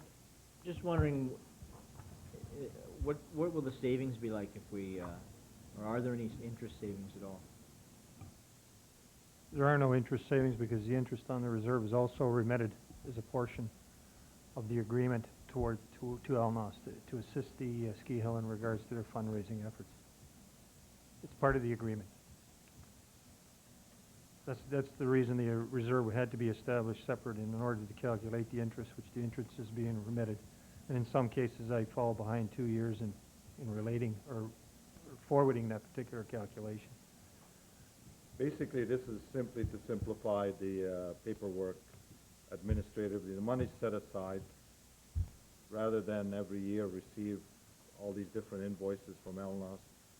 Just pay it off because we still have to pay it. We have an obligation. It's no different than a homeowner that may have the money in a bank account rather than continue to issue a monthly check, just pay off the whole mortgage if they have the money. Okay, Councillor Sully? I realize, I wasn't here when this agreement was made, but what the documentation says is that we took $250,000 from our operating account and put into reserves to be paid out at $25,000 a year for 10 years. Why? Why wouldn't we have just taken the $250,000 and paid for it? Why would we pay it over a 10-year period? We're not saving any money. We're not making any money. What was the rationale behind it? The rationale for that, I believe at the time, was to demonstrate to the Mount Dufour organization that annually the city was contributing $25,000 towards their operation. In effect, a grant an annual grant of $25,000. Because you have to understand that the groomer they had was failing, and if they did not have another groomer, preferably a new one such as this, that they would not be able to stay in operation. And we all know there's between 300 to 400 young people from Elliot Lake that use that facility at any one time, sometimes on a Sunday or Saturday or throughout the season. And we just wanted to demonstrate to them that we're prepared to assist you, but you need to work with us to make sure that you follow your obligations towards it. So is it any different than the $1.8 million that we borrowed for the St. Joseph's Manor in order to make the project occur, where at the time we did have the reserves? We could have used our reserves to pay the full amount. In fact, that $1.8 million is a little bit misunderstood. Retirement Living committed $250,000, and we committed $1,550,000. But Retirement Living's $250,000 came to us, so we took on the full obligation, and Retirement Living has paid in advance the $250,000 to us. So this is a similar situation. It's in order to keep the heart of the community pumping, sometimes you have to step in and help certain worthy organizations to maintain their presence and function properly. Councillor McTaggart? Dennis, you said there was no interest involved, but in the emails that you, on the, excuse me, Appendix F, says close it out with a single payment, if possible, since it includes some complicating factors like the computation of interest, forgiveness, etc. Could you explain that then? The interest forgiveness portion is on the LNOS side in relation to the loan, because there's the SKIL is supposed to try and establish some fund rating techniques. They don't reach a certain particular amount, if I'm not mistaken, they have to do this interest calculation forgiveness on the loan to the ski hill in order to compensate for the lack of funding. So again, this is one of the reasons why I want to get rid of it, to pay out the whole obligation. Is from their point of view, our point of view, it's strictly an administrative matter that always seems to get we forget at the end of the year end to pay out. You know, they once sent me a bill for additional interest on it. I didn't pay it because it just took me long enough to get to it. So the interest forgiveness is on the LNOS side. It's not interest forgiveness on our side, because any interest that we make on the reserve has been remitted in addition to the $25,000 on an annual basis. Okay, if there are no further questions, all in favor? Yes. No one against, motion's carried. The next is a letter from the Civic Awards Committee Secretary regarding the nominations of the 2006 Civic Awards. Councillor Soulier, would you like to speak to this? Yes, Your Worship, thank you. This is fabulous. We have, our committee has done its work, it's advertised in the local media. We have a committee consisting of Rona Girton, Ken Pierce, Al Hemingway, myself, and we have a corporate secretary, Danielle. We have chosen, through our committee, 2 excellent people this year for the Civic Award, and the motion reads as follows: that it be recommended to the Council of the City of Elliot Lake that Virginia Bollard and Diana Graham Vale be awarded the Elliot Lake Civic Awards for 2006. I know that these people are both known to all of Council, so you know the excellent choices that were there. It was a good job, and they're very, very proud to present this. Thank you very much. I'd like to congratulate the 2 recipients, and of course there is coming up a Civic Awards ceremony which will be taking place, where the 2 recipients will be honored along with all the those that serve the councils in one capacity or another as volunteers. They will also be invited to celebrate the achievements of Mrs. Virginia Boulard and Mrs. Diana Graham Vale, who worked tirelessly on behalf of different causes throughout the community. So I want to thank yourself and members of your committee for a job well done, and we look forward to seeing the two recipients at the Civic Awards this year, which will take place November. Just as a funny little story behind it, Virg Ballard, it says Virginia here, but her name is Virg. It's only the way I know her. She was nominated by two different groups of people. So when we do our evaluation, we get our package, all we know is the number of people that are in the package. We don't know who's in there until we finally get it and then we get our sheets. So I was surprised I read one, and then it came back in, I got a repeat, and I thought, this is strange. But then I realized there was two different parties that had nominated the same person, which is unique. So it made your job a little easier, I think. Well, Okay, moved by Councillor Hamilton and seconded by Councillor McTaggart. Any comments? We look forward to the Civic Awards, which will take place November 9th. All in favor? Carried. Next item is a report from Director of Projects, Tourism and Leisure concerning the site preparation work for the Miners Memorial and the site work at the Horn Lake Park. Mr. Gagnon. Thank you, Your Worship.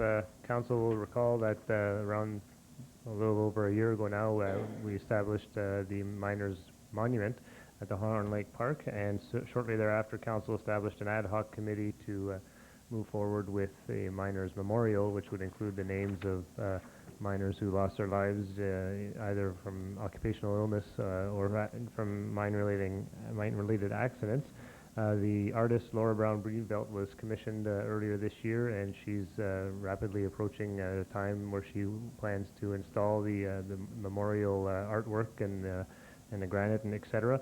at the Horn Lake Park, just to the north of the existing monument. In order to do that, Council will recall we had a report in May where the United Steelworkers are funding the large proportion of the project. They'll be funding the artwork, and where the city agreed to fund the site prep work required. At that time, we had an initial estimate of $20,000, but that wasn't based on anything concrete. We do now have a concrete quote for the Miners Memorial site work for the curb, the paving stone, the concrete bases for the memorial, and that's approximately $37,000. Plus, I built in a 10% contingency, so we have requesting approximately $40,000 in work to prepare the site in the coming weeks for that to be installed at some point in the month of November. In order to do that work, we would require Council to use a procurement policy to contract that work directly to KJ Beamish, given the nature of the work at hand, using unit prices that have been previously tendered, and the fact that we're under the gun for timing in order to accommodate the site work and the installation of the memorial. The memorial will be installed this fall in November, with the official opening, as most of Council is aware, on April 28th, 2007. Now, there was, maybe you can just back up a little bit. When we did the Miners Monument Park, at the time, we weren't expecting to receive any funding from FedNor. Subsequent to that, we did receive a significant amount. Do you recall those numbers? Yeah, I believe it was $150,000 from FedNor with the council resolution. There were some strings attached to that we put that money back in the Destination Elliot Lake Reserve. Okay. So I presume that had been done, or if we've received the money, have we received it? Yeah, we have. So you're right, that reserve would have been increased by $150,000 this year from FedNor, and then now we're requesting $40,000 be taken from that reserve for Phase 2.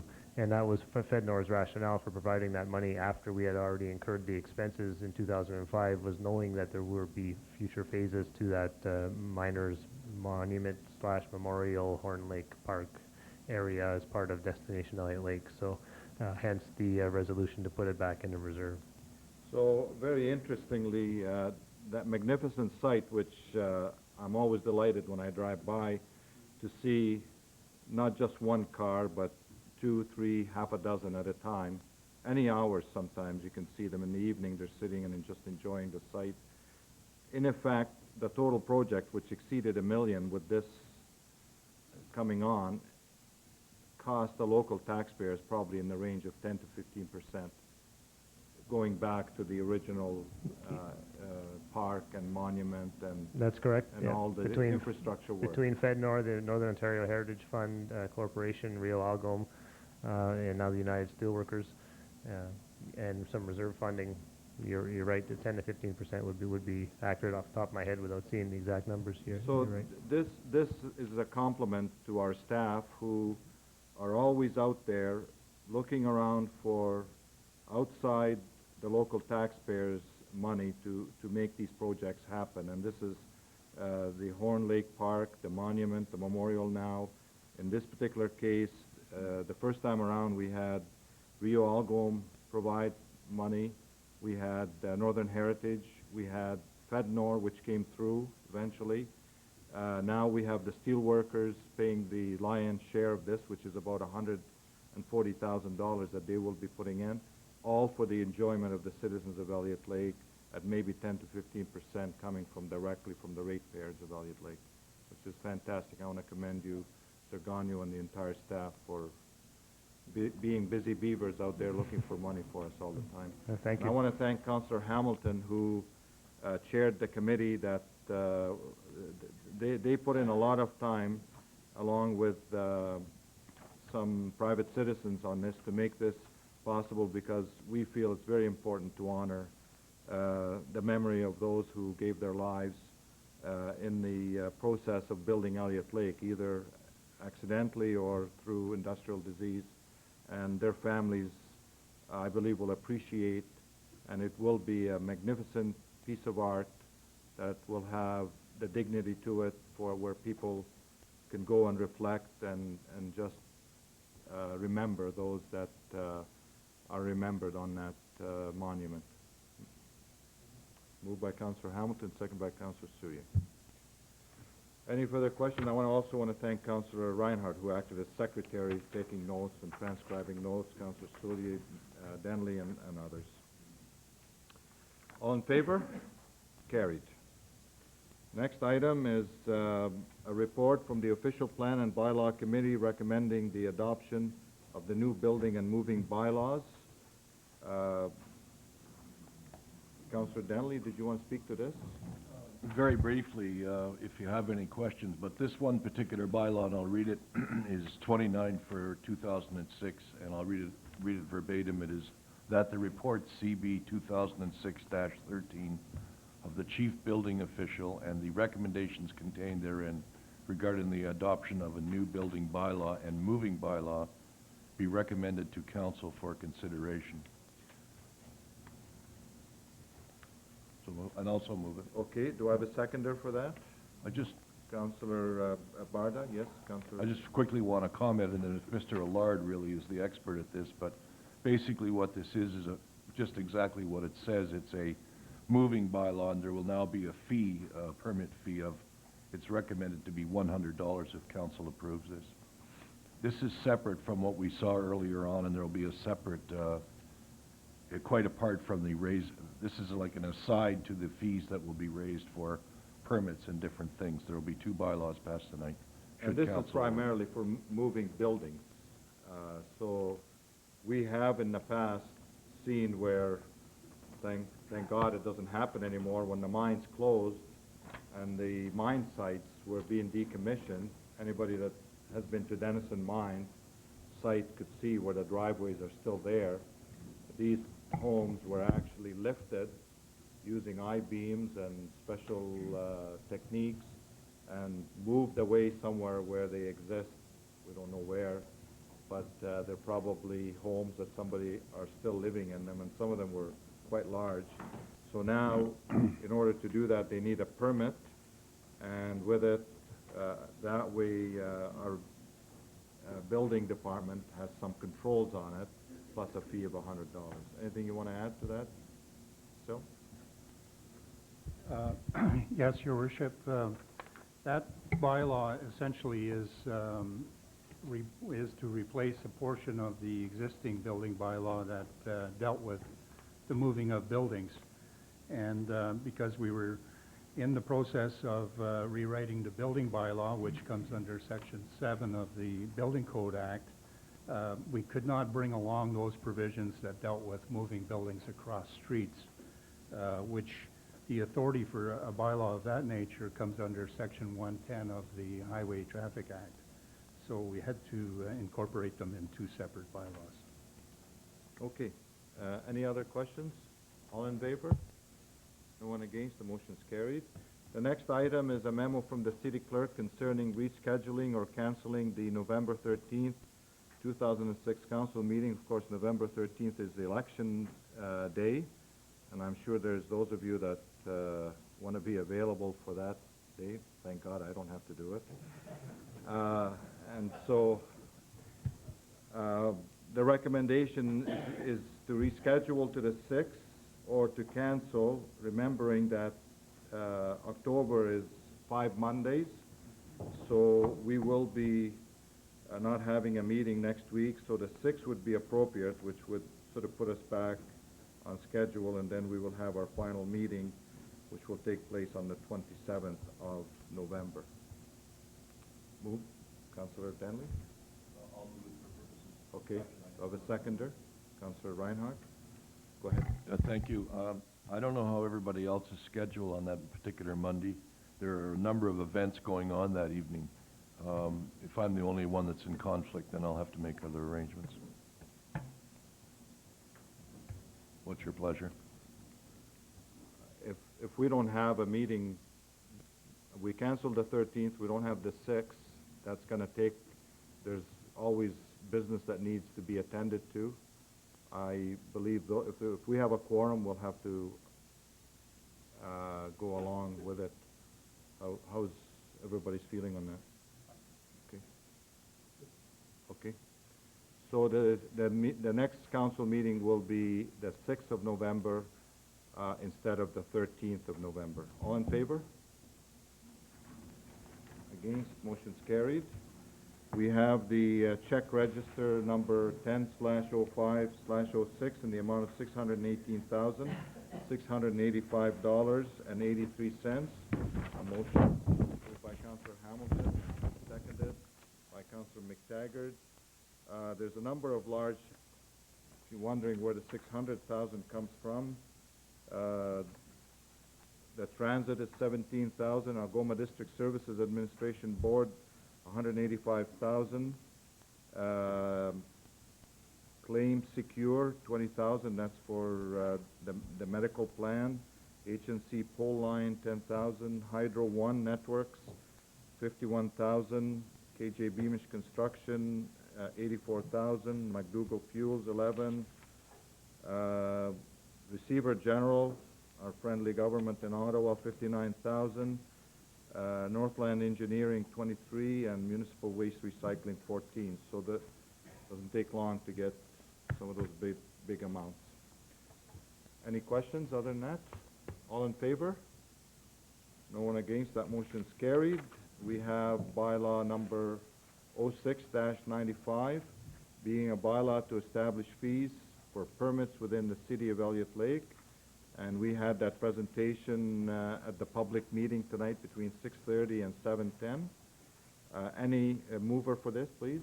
So moved. Moved by Councillor Sui and second by Councillor Barda. Any questions on this one? Mr. Lard?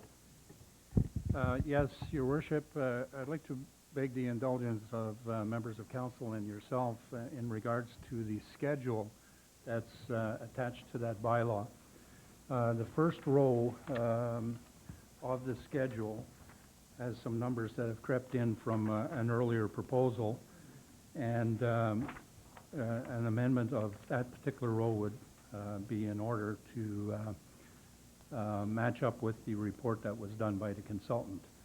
The instead of $1,600 for the first 1,500 square feet, that should read $2,000 for the first 1,500 square feet.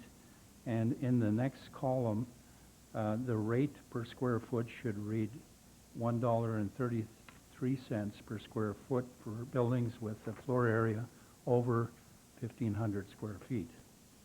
Otherwise, everything is accurate. That's correct, yes. Okay.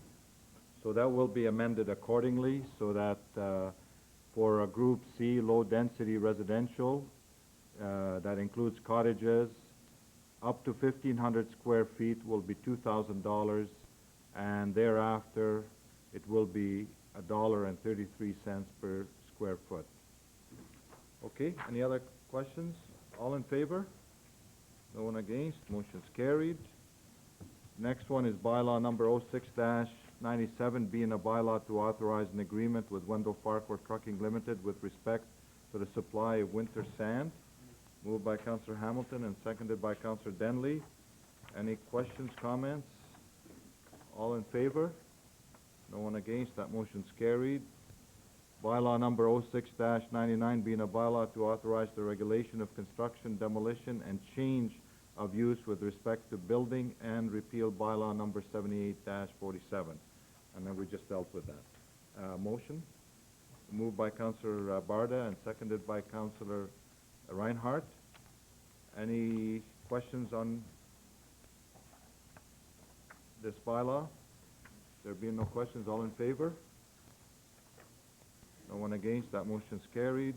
Bylaw number 06-100, being a bylaw to regulate the moving of building structures and oversized loads within the city of Elliot Lake. So move. Moved by Councillor Sui, seconded by Councillor Hamilton. Any questions? There being none, all in favor?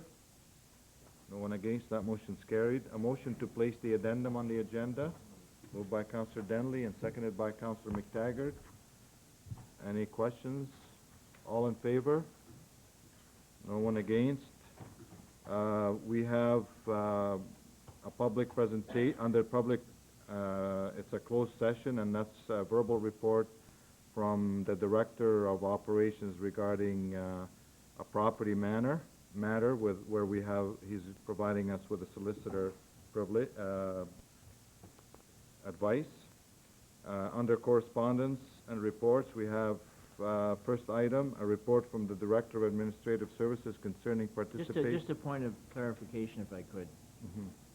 I'm on item number 1, the public presentation in camera. I can't help but seeing how much controversy is being whipped up over in-camera sessions, and it reminded me of something from before the last election, or maybe even the one before that, where people were making promises. They were running for council, making promises that they were going to cut taxes for new businesses coming to town until they found out that was illegal. Then this item comes up where people are saying, well, we're going to have no in-camera sessions, or we're going to have less in-camera sessions. I think it's really important that everyone understands why we have in-camera and that we don't abuse it, and that there are statutory reasons, legal reasons why we have to in-camera for certain things. I think, and I know you've taken the time, probably 2 or 3 times a year, if not more, to explain why we go in camera and why we have to go in camera and when it's discretionary. And just want to make sure that everybody was clear why we were going in camera for this item here. Okay, thank you for your input on it, and you're quite correct. The municipality is a corporation, which means it has legal obligations and legal ramifications, and I have to, while we're on this topic, ask Mr. Derrick, who was a advisor with the province and municipal affairs, if you can just give us a brief explanation about this in-camera issue. And thank you, Mr. Mayor and members of council. You're correct. The Municipal Act provides that under certain conditions, council meetings can be held, or portions of council meetings can be held in camera. And specifically, it outlines property matters. It could be transfers of properties, sales of properties, or it could be issues concerning property standards, buildings that are of a concern to the municipality, and in which you require legal counsel. There are 2 reports actually on tonight. that fall into that category. The first is the report you just referred to, which our Director of Administrative Services has said includes a legal opinion, and the other reports concerning the Elliot Lake Public Library also includes a solicitor's opinion, which I received today, and which council should appropriately receive in camera. Okay, thank you. So we'll proceed to correspondence and reports, and the first item is a report from the Director of Administrative Services concerning participation in an economic development study. Mr. Now, I just have a point of procedure on this one. Okay. I was, Mr. White, this is where you want to declare, is that it? yeah, well, I just had time to review it Okay. because we came tonight, and it's an issue where I don't really have a conflict because I think there is a community of interest here. It's something that's for everybody in the community, Okay. but just in the interest of keeping things, the lines drawn very clearly around myself and my employer, I declare an indirect conflict. In this. Okay, and that's fair, and that'll be noted in the minutes, so you can refrain from any discussions. Okay, Mr. Kokoridis? Thank you, Your Worship. This is a quick report in regards to conducting an economic impact study. Just in late September, I had an informal discussion with a member of the Elliot Lake Retirement Living in regards to considering or involving in such a study. At that time, I asked them to submit a brief formal proposal or outline of who will conduct the study, the intent of the study, and what's required in regards to city, whether it be in personnel and or in finances. As you can see, attached to the report is Appendix A, which is the Retirements for Living's proposal in regards to the economic impact study. At that time, I asked Mr. Gagnon, our Director of Projects, Tourism and Leisure, to ask him to provide me some advantages to doing this, and the couple of paragraphs that are in my report are basically his words, which reads basically that proposal from Retirement Living to do some significant detailed research into the economic impact of the retirement concept of the community is a desirable one. We need to better understand the impact it has on attracting retirees to support job creation in the local economy.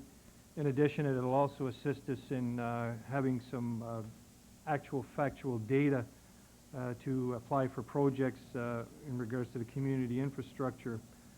Based on this particular proposal, it will also help Mr. Gagnon in a professional development purpose, which is outlined in your report. The request from Elliot Lake Retirement Living is to have a staff member, which Mr. Gagnon is more than willing to take on, to deal with Dr. Kubursi and his staff in providing the information they require. In addition to that, the proposal asks that we provide a contribution or an upset limit to $15,000 towards this particular project. And it has no impact on the budget, as there's a consultant line already in the economic development budget, which is not being used at this particular point in time, or we'll see come to fruition by year end. So I'm recommending that we really get involved in this economic impact study, that we approve it, that we participate in it, and that we assign Mr. Gagnon to it, and an offset limit of $15,000 be contributed towards this study. Okay. Can I have a mover? Councillor McTaggart, seconder. Councillor Hamilton. I can perhaps add a little bit to this. This study is long overdue. As we just heard a few minutes ago from Mr. Gagnon when he was talking about the business retention and expansion interviews, we have about 375 approximately businesses with an employment base of about 3,000. That includes private, public sector. We have an economy in Elliot Lake which, quite frankly, is an aberration in the rest of the country. A lot of government officials admire what we have done in Elliot Lake, but I think when it comes down to the hard facts, they don't understand it, because most economies are traditionally based on some sort of industry, quote unquote. maybe a steel industry, a mining industry, wood industry, sawmill, paper mill, or it could be high-tech, or it could be the auto industry and things of that nature. So, and governments have compartments for all of those. You've noticed in the past few years where government has contributed millions of dollars in order to entice a Toyota plant or an expansion of a Honda plant or things of that nature, or they would assist a certain industry to expand by providing infrastructure, money, training, and whatever. And we have reached an economy in Elliot Lake that today, as of 2004, Stats Canada's number is generating $250 million in income to various individuals in the community. So this economy is not very well understood, and therefore, when we go to government for things that we deem to be essential to our industry, case in point is like the golf course. The golf course is absolutely important to the economy of Elliot Lake, just as any other hard infrastructure that the government would put in the car industry, because by having a golf course in Elliot Lake, we are, this year alone, attracted 2,500 tourists into the community from out of town. And there's a spin-off from that. We don't know what that number. What this study will do is we'll go in-depth and dissect all those different parts of our economy and make it understandable so that when we go to government for different grants, different programs, and things of that nature, we will be armed with a third-party economist report that's understood by funding agencies, it's understood by government, and it's understood, in fact, by industry if we ever have to sell it to the industry. And this is what this is about. For $15,000, it's going to give us what sort of an economy we have in Elliot Lake. We all have different opinions of it and different ideas of it, but we really don't know it as well as we should. And this report, if I understand it correctly, it's going to be done by a reputable professor who I happen to know at McMaster, will really give us something that we could all share with the community and those other funding agencies. Mr. Kukuraitis? Yes, and I forgot one point which you made me remember, Your Worship, is in addition to this we'll be getting a working model out of this particular thing. He was developing a model unique to the community so that it can be used for future input in regards to knowing the multipliers, etc. Okay. I just thought it's important because this is long overdue, and it'll give us a snapshot of what our economy is all about. Any other questions? Councillor McTaggart? I just wanted to ask Mr. Kukuraitis, would you share the website of for people if they want to check into he's highly respected at all levels of government. A visit to his company's website reveals a long list of studies, references, and consulting and time. Yes, that's a good point, Councillor McTaggart. Dr. Kubursi is a professor of economics at McMaster University. He's highly respected in all levels of government, and he has a company website which is www.econometricsearchlimited, which is one word, .com. Yeah, econometricresearchlimited.com, yeah. Okay. All in favor? Carried. Thank you. The next item is a report from the Director of Administrative Services concerning the demolition of the derelict apartment buildings at 90 and 100 Hillside Drive and 25 Willoughby Road. Mr. Kukuraitis? Yes, Your Worship. Before I get into that, I just got some pictures here, and I wanted to give you some special effects in regards to what I'm talking about, and I've cited that in my report, so if you bear with me, I'd like you to, there's two packages, so just crisscross them. Okay. I noticed the buildings suddenly have no windows in them.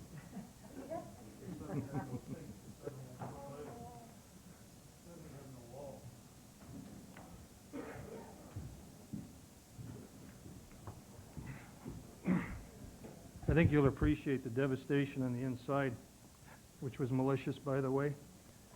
The property, as you know, most of the background I have in here was from the original report that we asked to declare surplus and to have the tax write-offs after it has vested with us. So I won't particularly go into that very much. The only part I'm going to get into is that we took the property on October 6th with no tenants remaining in the building, which was quite a lengthy process involving ADSAB and Algoma Health Unit. Prior to taking the title, I had requested the fire chief to send some individuals from the fire department up there to take a look at that, and he was very unsuccessful in the attempts due to no cooperation with the landlord at that particular time. His report is attached. That same thing happened with the property standards inspection first time around. Subsequently, after we took title, Mr. Cloutier went in and he's provided a report in regards to the property standards. He was kind enough to also provide us those pictures. His report is also attached as Appendix B. At this particular stage, Council is now in the position to consider two options. We can proceed under the city's land sale and advertise and sell the property at any price below the cancellation price of roughly $176,000, or proceed to demolish the buildings. Mr. Cloutier's inspection report attached today puts forth that these buildings should be considered for demolition. And in there I said I'll be passing pictures, and you can obviously see why and get a feel for the building, of the standard issues and the subsequent malicious destruction of the interior that occurred in those buildings. Due to the widespread malicious interior destruction in all three buildings, these buildings are really now rendered uninhabitable. Given this, I am recommending that the properties known as 90 and 100 Hillside and 25 Willoughby be demolished. Prior to all of this, I had put out invitational tenders, which in most cases we try to do to consider demolition of suspected states of the properties, which we suspected was quite bad in the first place. The inspection report by the Property Standards Office and Building Department validates the advanced judgment needed for demolition costing, not to mention the unforeseen acts of destruction to the interior. The only tender we received from the invitational was Wendell Farquhar Trucking. Attached as Appendix C is a said demolition quote for an upset limit of $197,000, which I'm recommending for acceptance. The quote is for complete removal of all buildings, including the basements, all asphalt, any oil tanks, termination of all services, final grading with fill, and hydro seeding. The only imperative note that Council should consider is with the oil tanks. We've had some consideration of the possibility of an environmental concern. I already gave authorization to have the site inspected and test for contaminants. The testing done by MR Wright cannot be conducted until today, who will be overseeing the oil tank removal and also will do the pre and post reports to provide the city with a clear billing that's required by law. In addition, a certified tank removal TSSA license holder is required to perform the oil tank removals. In the quote, there's presently $60,000 contingency for these measures, which works out to about $20,000 per building. I had a brief conversation with them this morning. They took the dirt off. There are 1,000-gallon tanks at each building. The preliminary report won't be made available for a few days. Until the testing is conducted and results analyzed, the true cost of the item can't really be actually determined. The quote could be either too low or too high. But if there is significant environmental issues, you'll be certain I'll be coming back to Council. But in my preliminary discussion this morning, I don't think that that's going to happen, which, thank God, that isn't going to happen. As per the city's bylaw 0643, being a bylaw to establish rules and regulations that require an exterminator certificate prior to municipal authorization for the demolition or moving of the buildings from the city of Elliot Lake. The extermination for rodents was conducted on October 17th, and I believe today they'll be doing fumigation, so we'll be compliant with that bylaw. As to funding for it, there is money in the capital portion for tax-registered property demolition, which was set out as $260,000. There's an error there. There should be an extra zero. The Dieppe Plaza and Laurentian Field Station were demolished this year also, leaving a balance of about just under 102. This means we require an additional 95 on the upset limit, and I'm asking, which is about 31,000 per building. I'm asking that it be transferred from one of the particular reserves that we still have available to capital to give this.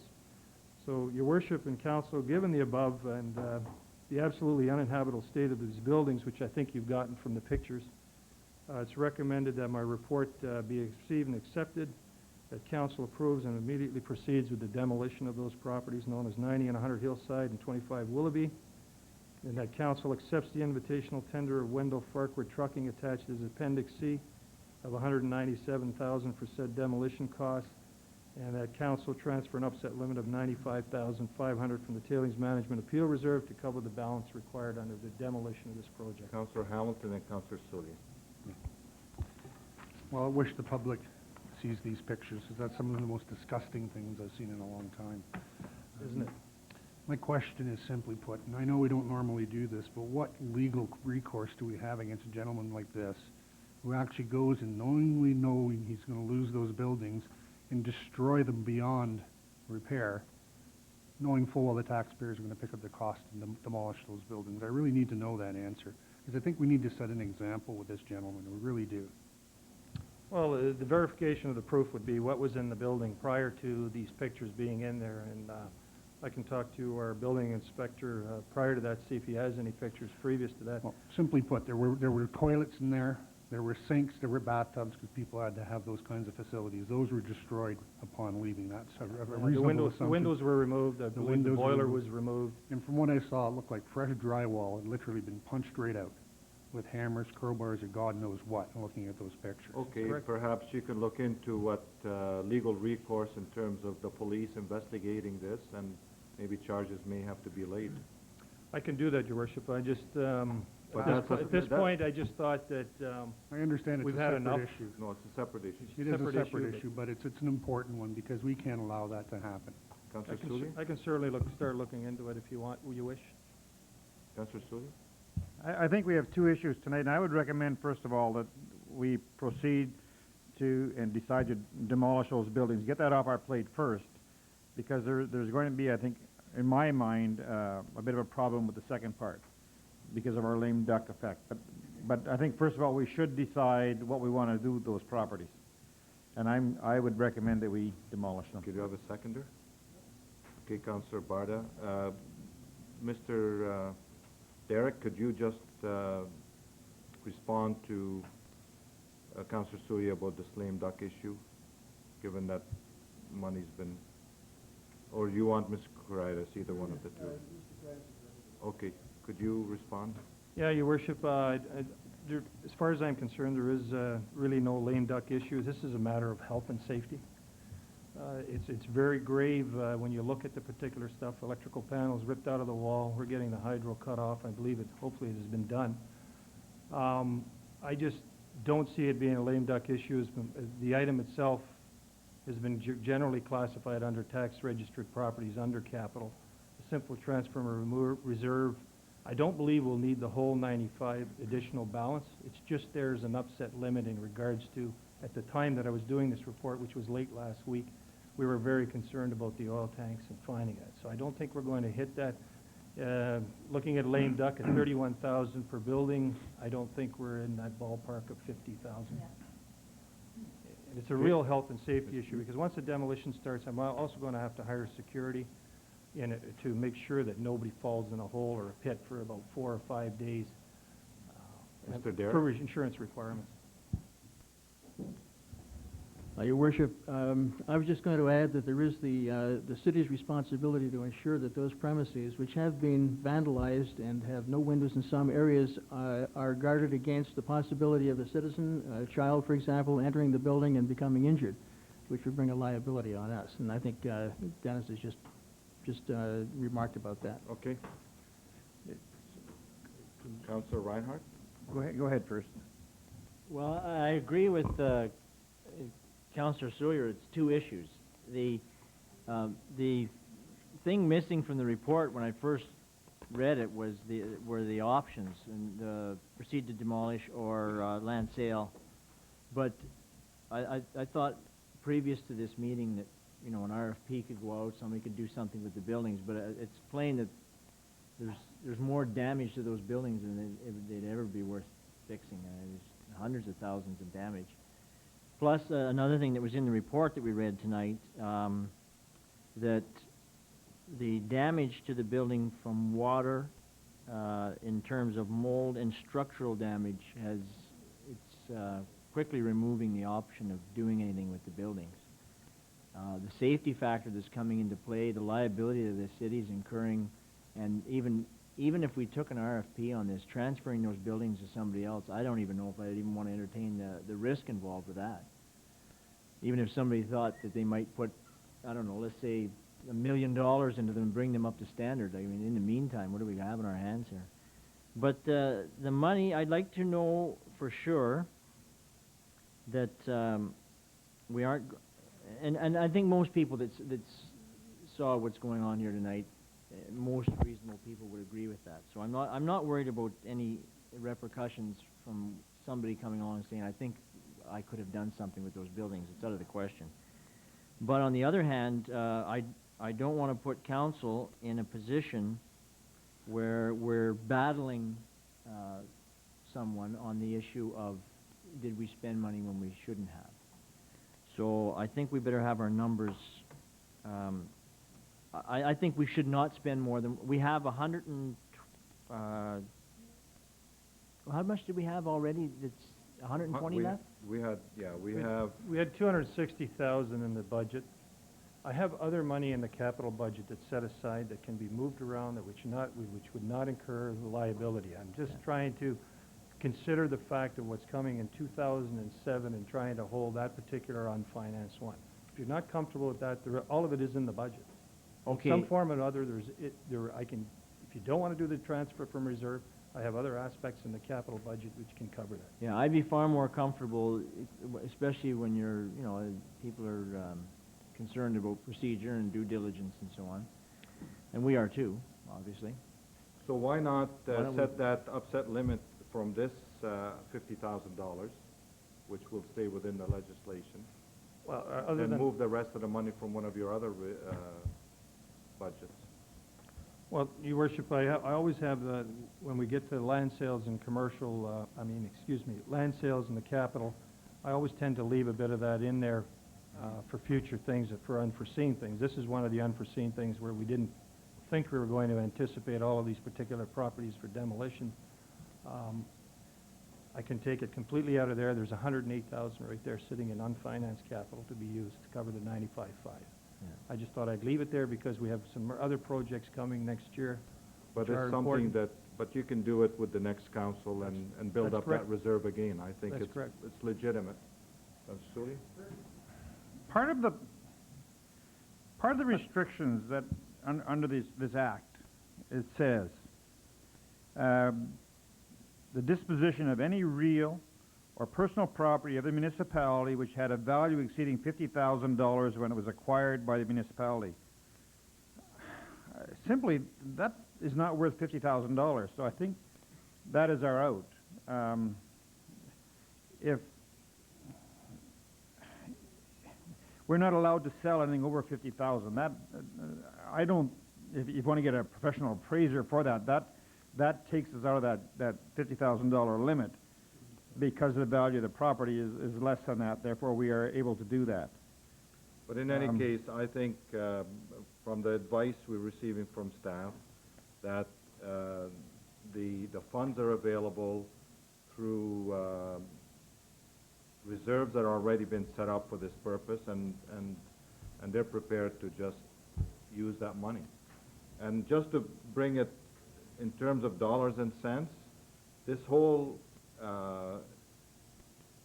situation with those buildings, in effect, have cost the taxpayers, by the time it's all said and done, $373,000.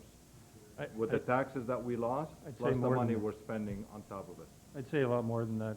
Probably with the legal, and all the staff time say and 400. things of that nature. So this is a lesson for the next council and councils that whenever you come to these situations, you have to move as fast as you can within the law to make sure that don't recur again, because we've been burned so many times now with this. The All Nation, the Spruce Clinic, the Up Plaza, you can just go on. When these things fail, they become derelicts, it's taxpayers pay. Councillor And I think what Hamilton? we also need to realize, this is a lesson in legislative reform. Quite frankly, we should not have to be in the position to wait 4 years, not only to lose all of that money, but to end up having to spend an equal amount to rip the place down. It's just absolutely deplorable, and I think we need to make that kind of legislative reform through our Association of Municipalities or a few others. We've got to make this happen. This is ridiculous. Just on that note, Your Worship, Councillor, what Councillor Hamilton said is correct. I've been expressing that every time I go to certain conferences, et cetera. Everybody's there. We really don't see any change in the Municipal Act. I believe there are some revisions coming up, but they probably won't include this. But you're absolutely right. Staff can't do it alone. It has to be political pressure that needs to be applied to the province in order to change those particular requirements. The reason it is not changing, because again, it's the center of the universe, Toronto, drives this whole thing, because the property values in those major centers will more than offset any of those losses that those municipalities lose. They can demolish that land and not lose $373,000, but make probably $1 million because the land is so valuable. But in smaller communities, especially in Northern Ontario, there's very low values for vacant land. Well, one of the reasons it's expensive in regards to the demolition, Your Worship, and I think you all agree, is that I wanted that particular property to ensure there was no environmental concerns, but everything removed in case we could sell it for any other future development, so that the person buying it, we wouldn't run into liability issues by selling a piece of property with tanks and basements in there. So it's being trying to be restored to natural Yep. state. Okay, so we have a mover and a seconder, and staff have satisfied us that we're within the Municipal Act to expend this money from the sources that we have already set aside. So any other questions or comments on this? Okay. It is a quick question. Mr. Goukratis, this building's actually half demolished already, so the job's going to be a piece of cake. But how long did this damage all occur within the past year from those photographs, or is that just recent? Like from the outside, of course, I speculate that it was done over the Thanksgiving weekend. Wow. Are we going to be able to show those pictures to the people here? Well, the media could have them. Okay. I've already expressed that a week ago. Yeah, and they should be turned over to the police as well. Thank you. Any further comments, questions? They're around. All in favor? Carried. That concludes the regular items. The next two items are the next item's in camera, and it's to deal with the issue with the Elliot Lake Public Library. I'm sure it's no secret that there's been some damage done due to water, and we will be discussing some options tonight. And a motion to go into camera. Mr. Derek? Mr. Mayor, being sensitive to public concern about in-camera sessions, which isn't unique to Elliot Lake by any means, it arises in every municipality. For the sake of providing what information we can provide in public, we go back to issues of city's responsibility for public safety, health, making sure that a premises is suitable for use under the fire code, building code, and so on. When this matter of the leakage came to my attention last week, I asked the chair of the library board, Catherine Croxon, and our chief librarian, Susan Morin, and a number of staff persons who have expertise in various areas to come to a meeting and look at it comprehensively, because the leakage doesn't just apply to the library premises. So we got together and discussed health and safety issues under the appropriate legislation. Subsequently asked our building inspector to conduct an inspection, a thorough inspection.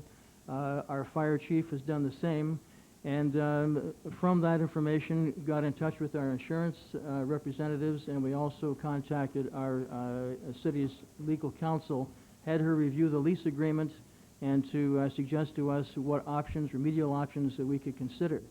So I simply wanted to make these points, Your Worship, that again, it's due diligence to make certain that the city residents, the council, isn't faced with any kind of a liability that might flow out of this, considering this has been a problem for the past 15 or 16 years.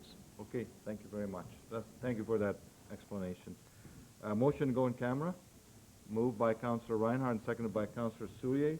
And once again, I would like to remind our citizens that the next council meeting will be on November the 6th, which is Monday, the first Monday of November. I want to thank you for being with us tonight, and I thank you for your patience with some of the technical difficulties we had with our PowerPoint presentation, and we hope that you'll be able to join us on November the 6th. Thank you and good night. All in favor? Carried.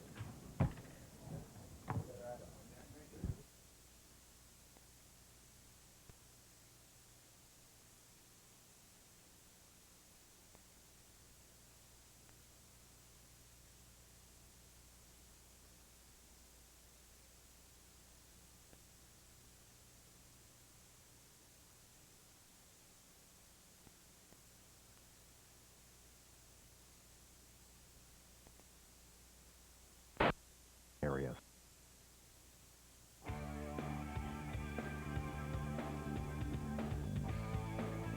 Once again, it's time for celebrations.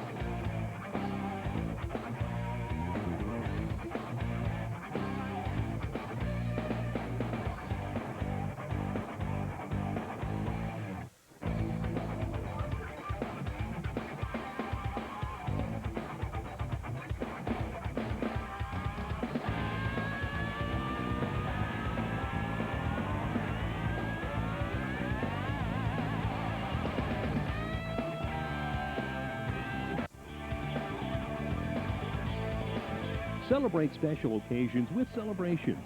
Birthdays, anniversaries, birth announcements, and more. Submit your internet message with our easy-to-use web-based forms. Celebrations, it's free and easy to use. Go to mytowntv.ca and get interactive. Coming up, it's the Event Guide, your source for things to do and places to go.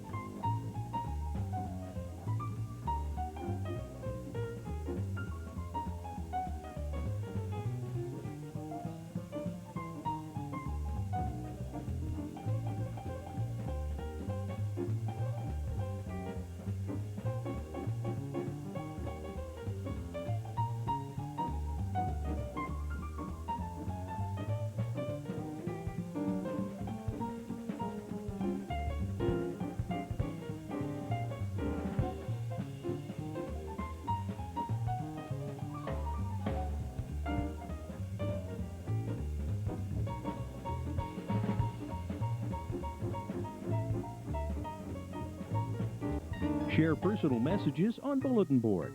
Share your community message on Bulletin Board by accessing our easy-to-use web-based forms. Bulletin Board, it's free and easy to use. Go to mytowntv.ca and get interactive. Up next on My Town, it's local classifieds on Traders Market, followed by birthday messages and more on Celebrations. Then stay tuned for messages about what's going on in your community with Bulletin Board. Santa's coming to town Saturday, November 18th at 5:30. Parade Day is guaranteed to be a full day of fun for the entire family. This year's theme is nursery rhymes. Now's the time to enter a float, a marching band, or a dancing troupe. Entry applications can be found at the City of Greater Sudbury Leisure Services or on the city's website. Be one of 30,000 spectators to watch the Parade of Lights Saturday, November 18th. The Santa Claus Parade is proudly supported by the amazing Persona.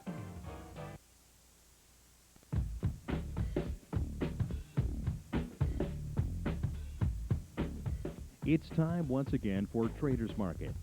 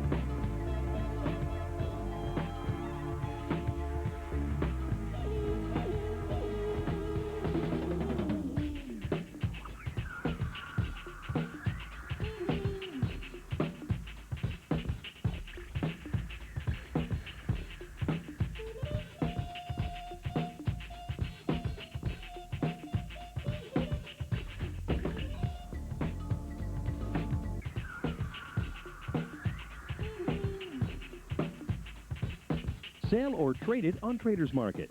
Submit your message to our interactive website, then watch for it here. Traders Market. It's free and easy to use. Go to mytowntv.ca and get interactive. They will be our teachers. They will be our business leaders. They will be our decision makers. Where will they get the perspective they need for tomorrow?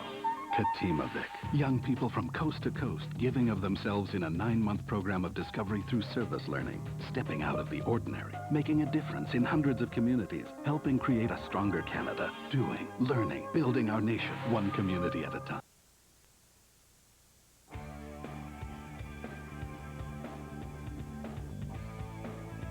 Once again, it's time for celebrations.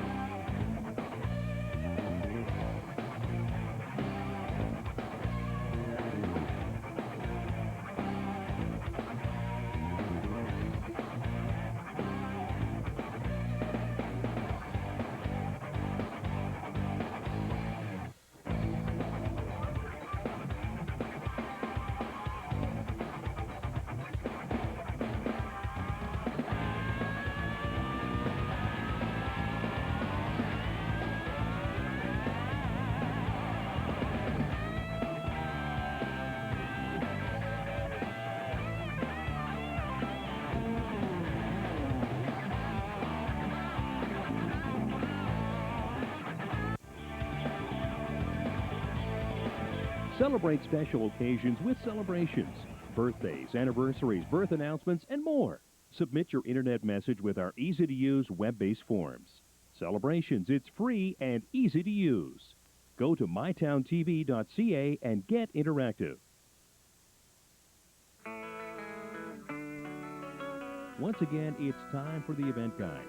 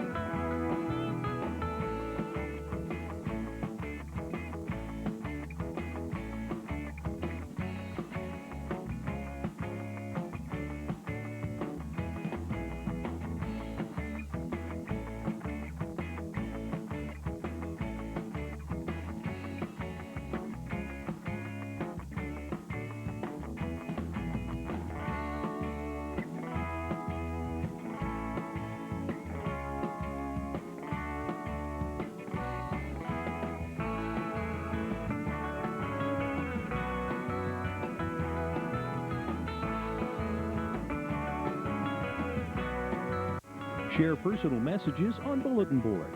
Share your community message on Bulletin Board by accessing our easy-to-use web-based forms. Bulletin Board, it's free and easy to use. Go to mytowntv.ca and get interactive. Up next on My Town, it's local classifieds on Traders Market, followed by birthday messages and more on Celebrations. Then stay tuned for messages about what's going on in your community with Bulletin Board.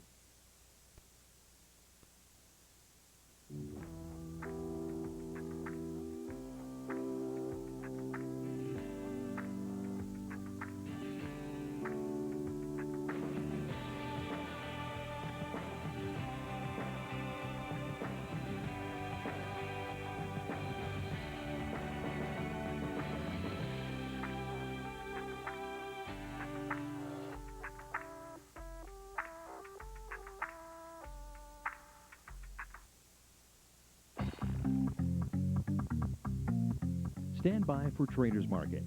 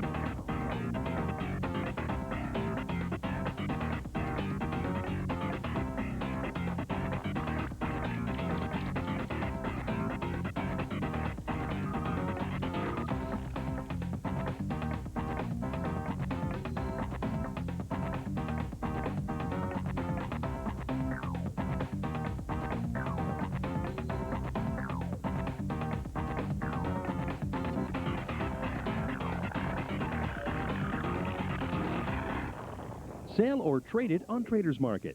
Submit your message to our interactive website, then watch for it here. Traders Market. It's free and easy to use. Go to mytowntv.ca and get interactive.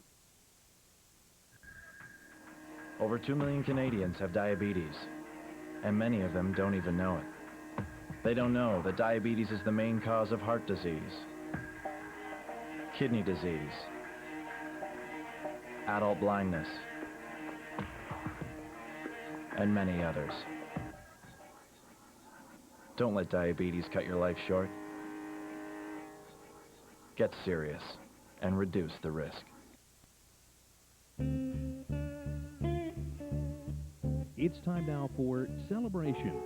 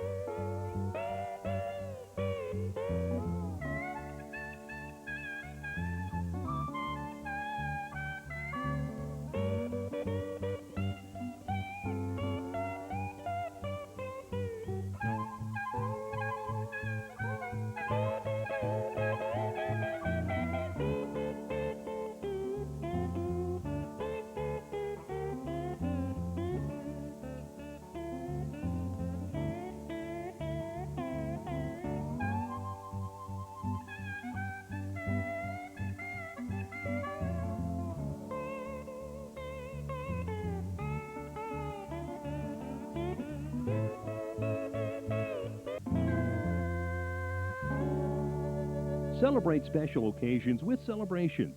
Birthdays, anniversaries, birth announcements, and more. Submit your internet message with our easy-to-use web-based forms. Celebrations, it's free and easy to use. Go to mytowntv.ca and get interactive.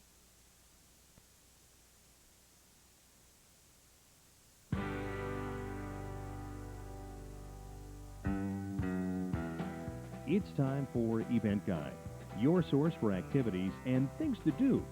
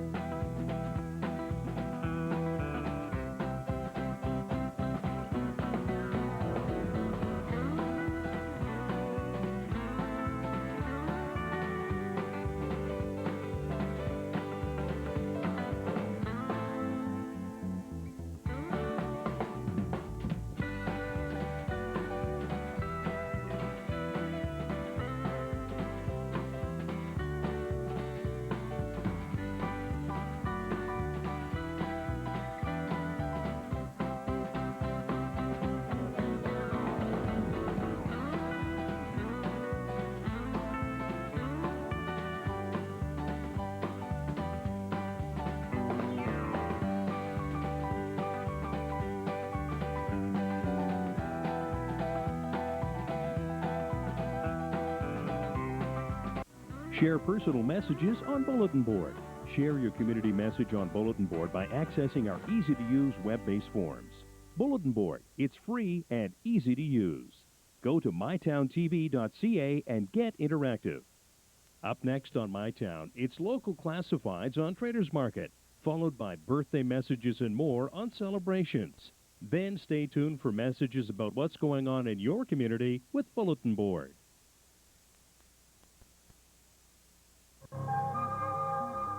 They will be our teachers. They will be our business leaders. They will be our decision makers. Where will they get the perspective they need for tomorrow? Katimavik. Young people from coast to coast giving of themselves in a 9-month program of discovery through service learning, stepping out of the ordinary, making a difference in hundreds of communities, helping create a stronger Canada, doing, learning, building our nation, one community at a time. Stand by for Traders Market.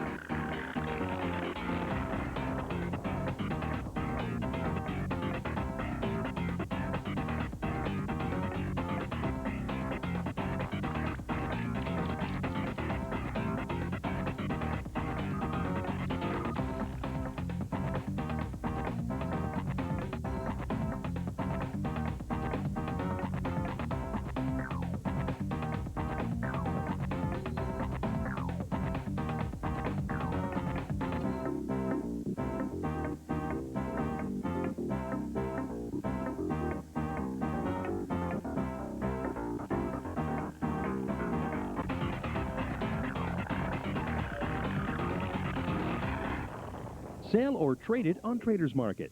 Submit your message to our interactive website, then watch for it here. Traders Market. It's free and easy to use. Go to mytowntv.ca and get interactive. This is Emily's new room. After the fire, her mom rearranged it with many of her favorite things. These are Emily's cuddly stuffed animals. These are Emily's favorite books. And these are Emily's dance awards. The only thing missing is Emily, because her parents never tested the smoke alarms to make sure they were working. You must have working smoke alarms on every level of your home and outside all sleeping areas. It's time now for celebrations.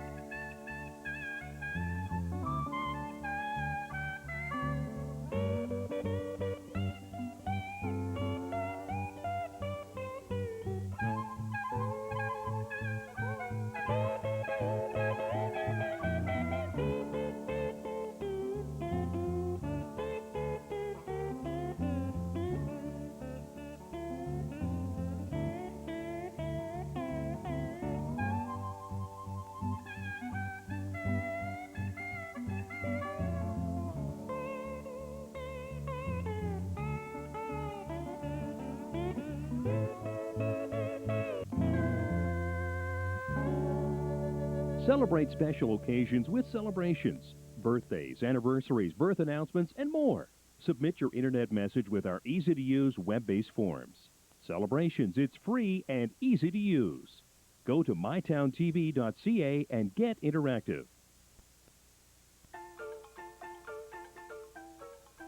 Find out what's going on and things to do. It's time for the event guide.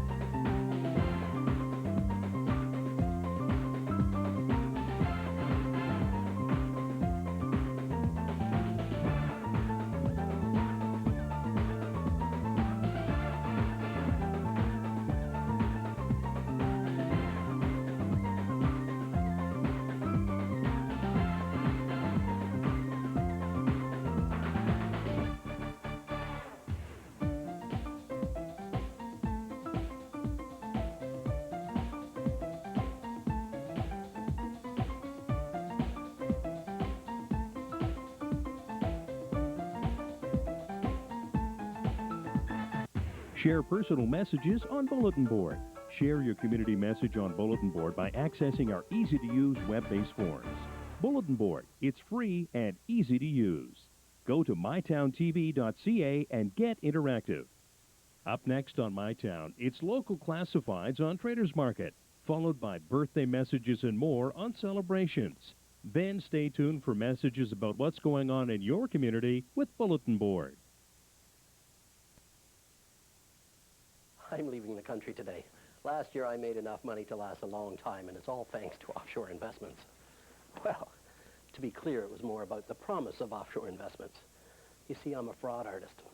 I talked about guaranteed returns and about the place being a tax haven in an island paradise, and people gave me their money. They just didn't see me coming. Well, I'd like to stay and chat, but I got a plane to catch. Check the registration of any person or company selling securities or offering investment. It's the Traders Market.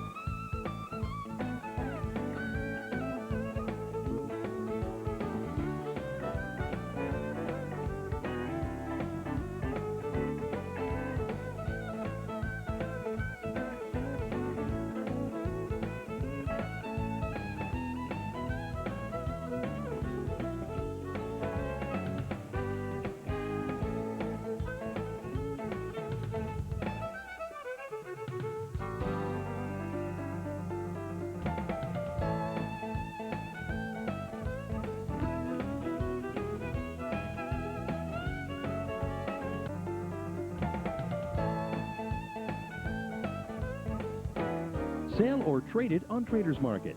Submit your message to our interactive website, then watch for it here. Traders Market. It's free and easy to use. Go to mytowntv.ca and get interactive. They will be our teachers.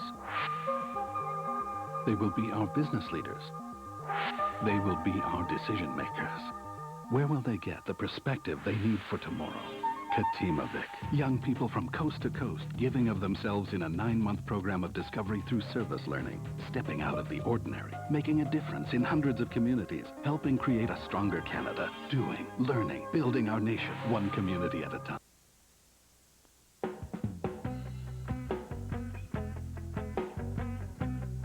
Stay with us now and find out who's having a birthday or that special personal milestone. It's Celebrations.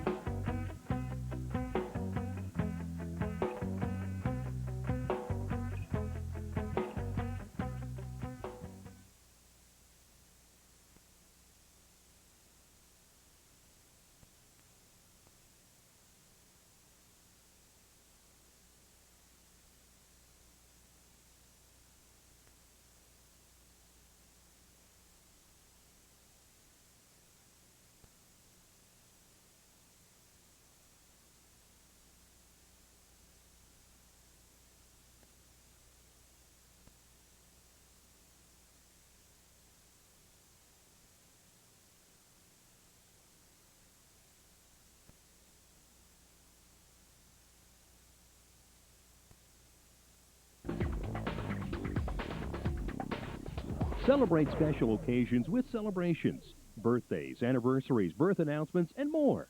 Submit your internet message with our easy-to-use web-based forms. Celebrations, it's free and easy to use. Go to mytowntv.ca and get interactive.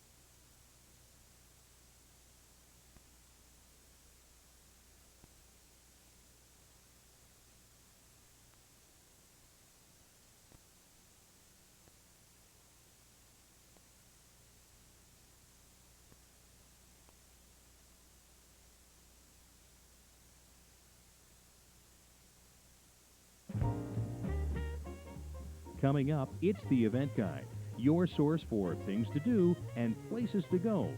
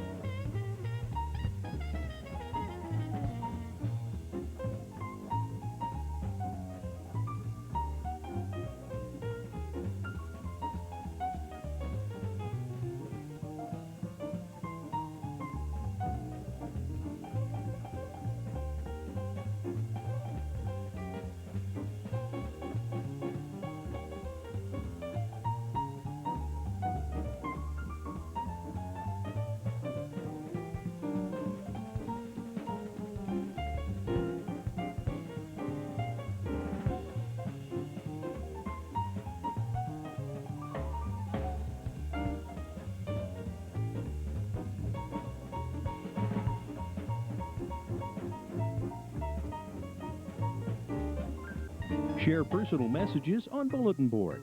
Share your community message on Bulletin Board by accessing our easy-to-use web-based forms. Bulletin Board, it's free and easy to use.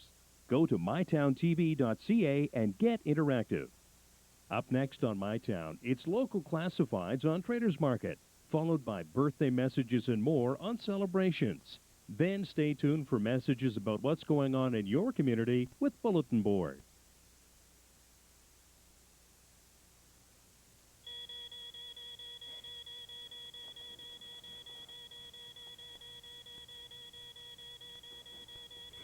Don't hide here, but I'm glad you stayed low. Never hide in the closet. Remember your family's fire escape plan? Remember to go to our meeting place. Don't hide. Have a plan and practice it. It's the Traders Market.